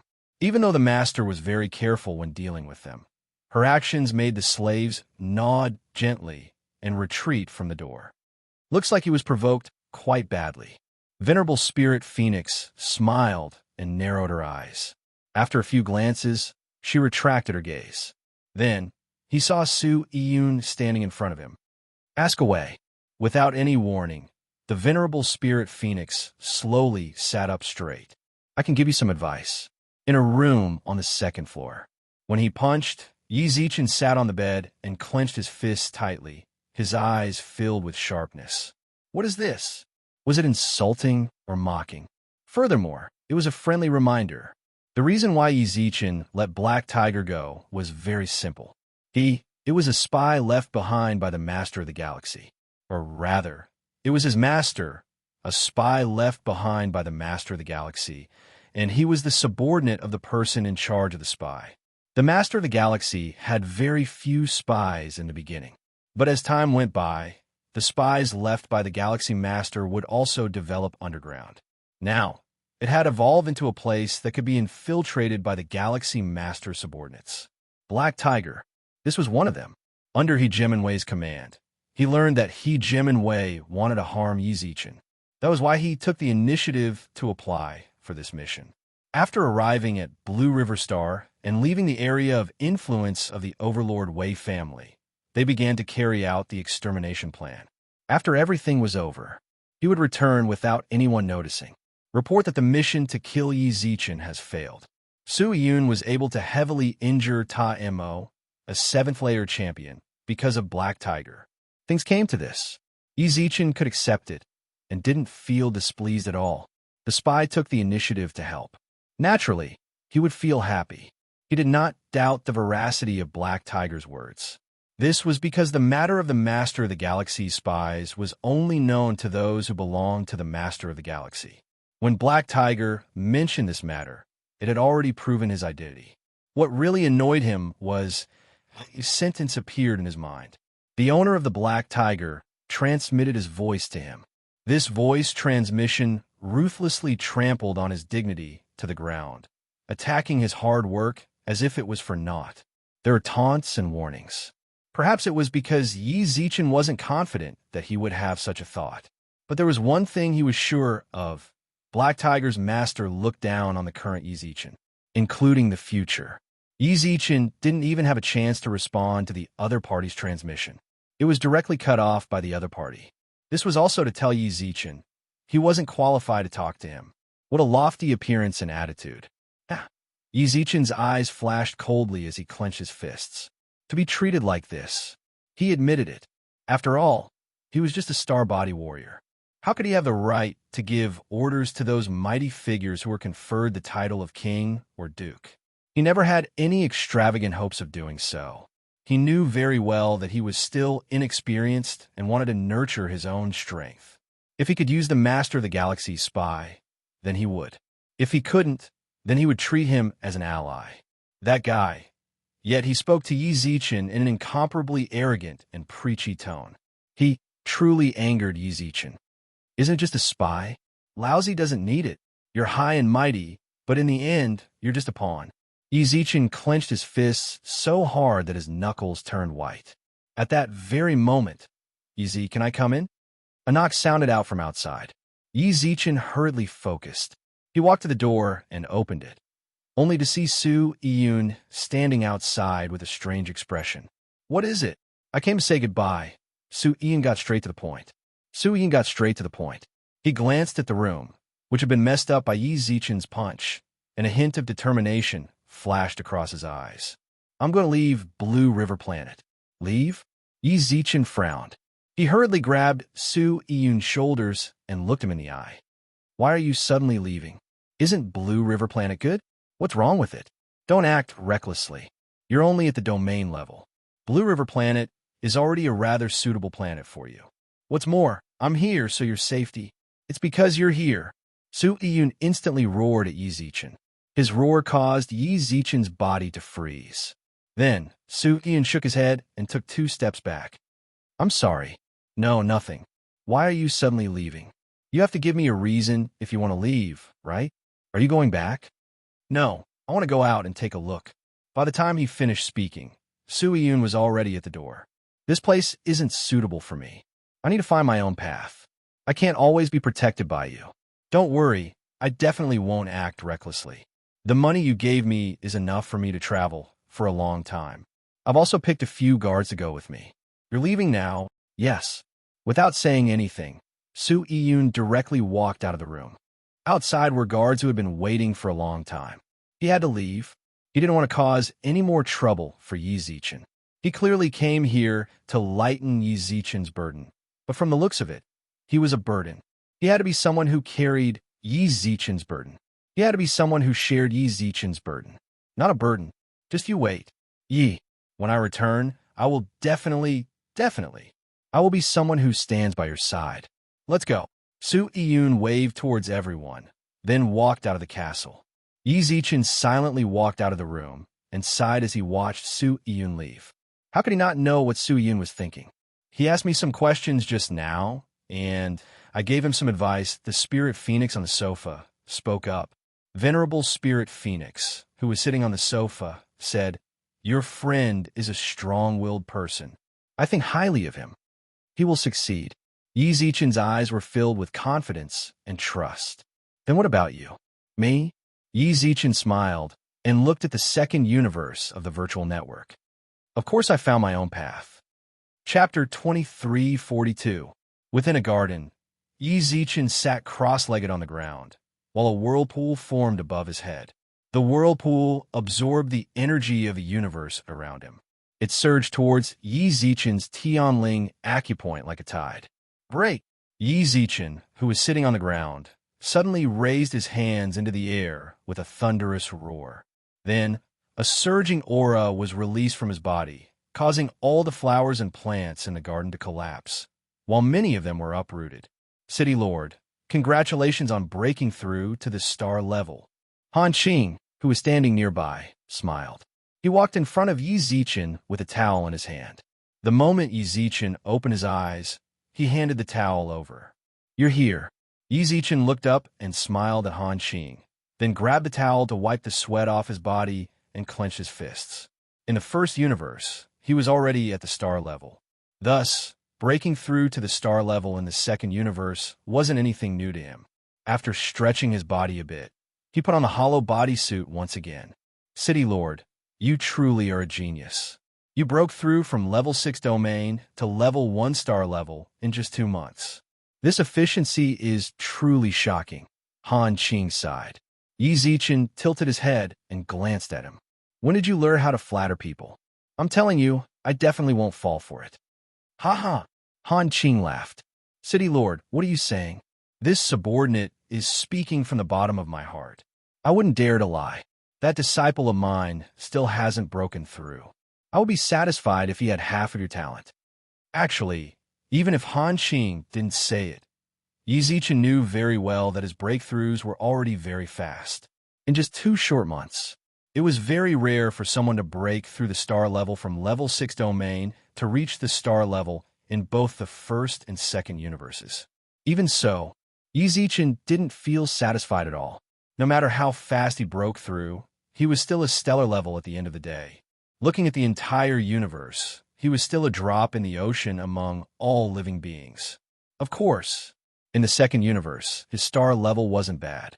At least, it was a rather high level for now. The second universe, that was the path Yi Zichen had chosen.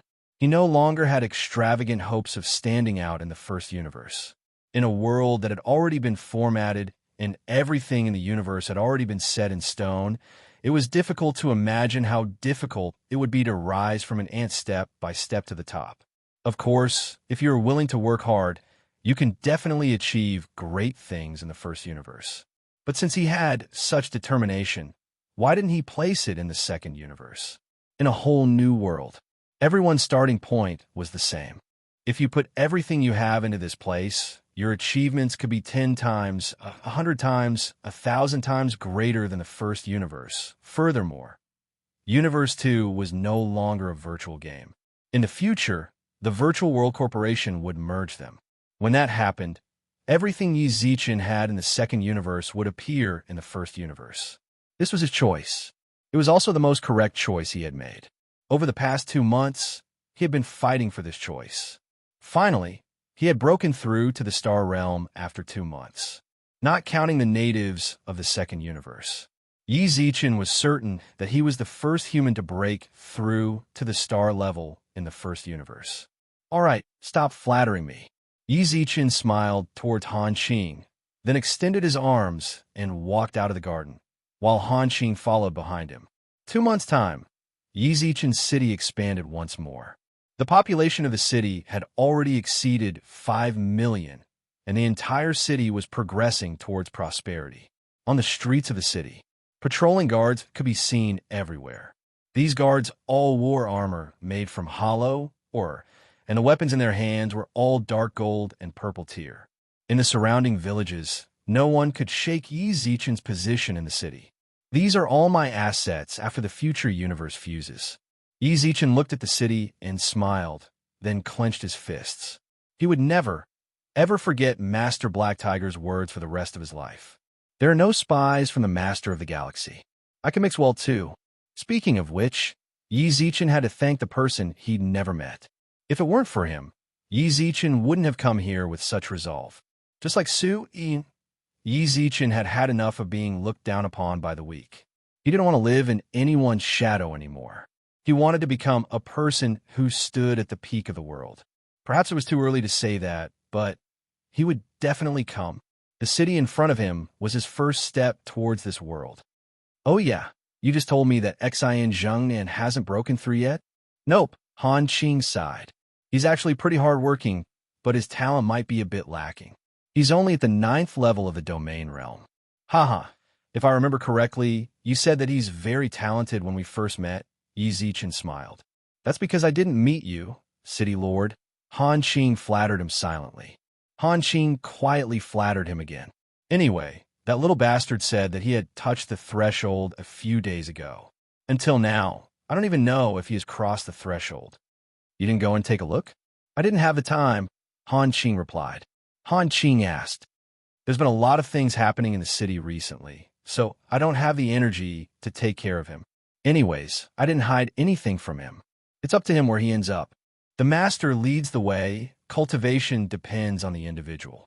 Yes, City Lord is right. Han Qing nodded with a smile. Yi Zichen continued to patrol the city. When a surrounding guard saw him, they would greet him. After about an hour, he tilted his head and looked at Han Qing. Do you have something to tell me? It was just as Han Qing had said.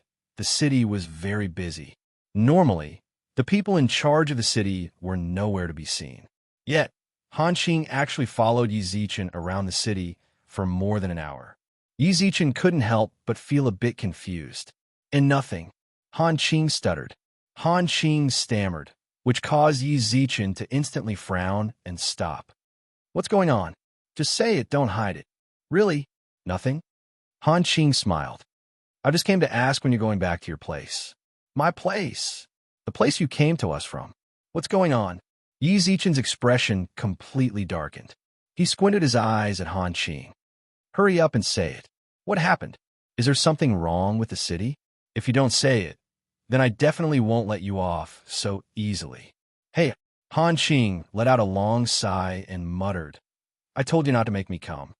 As soon as he finished speaking, he lowered his head and spoke.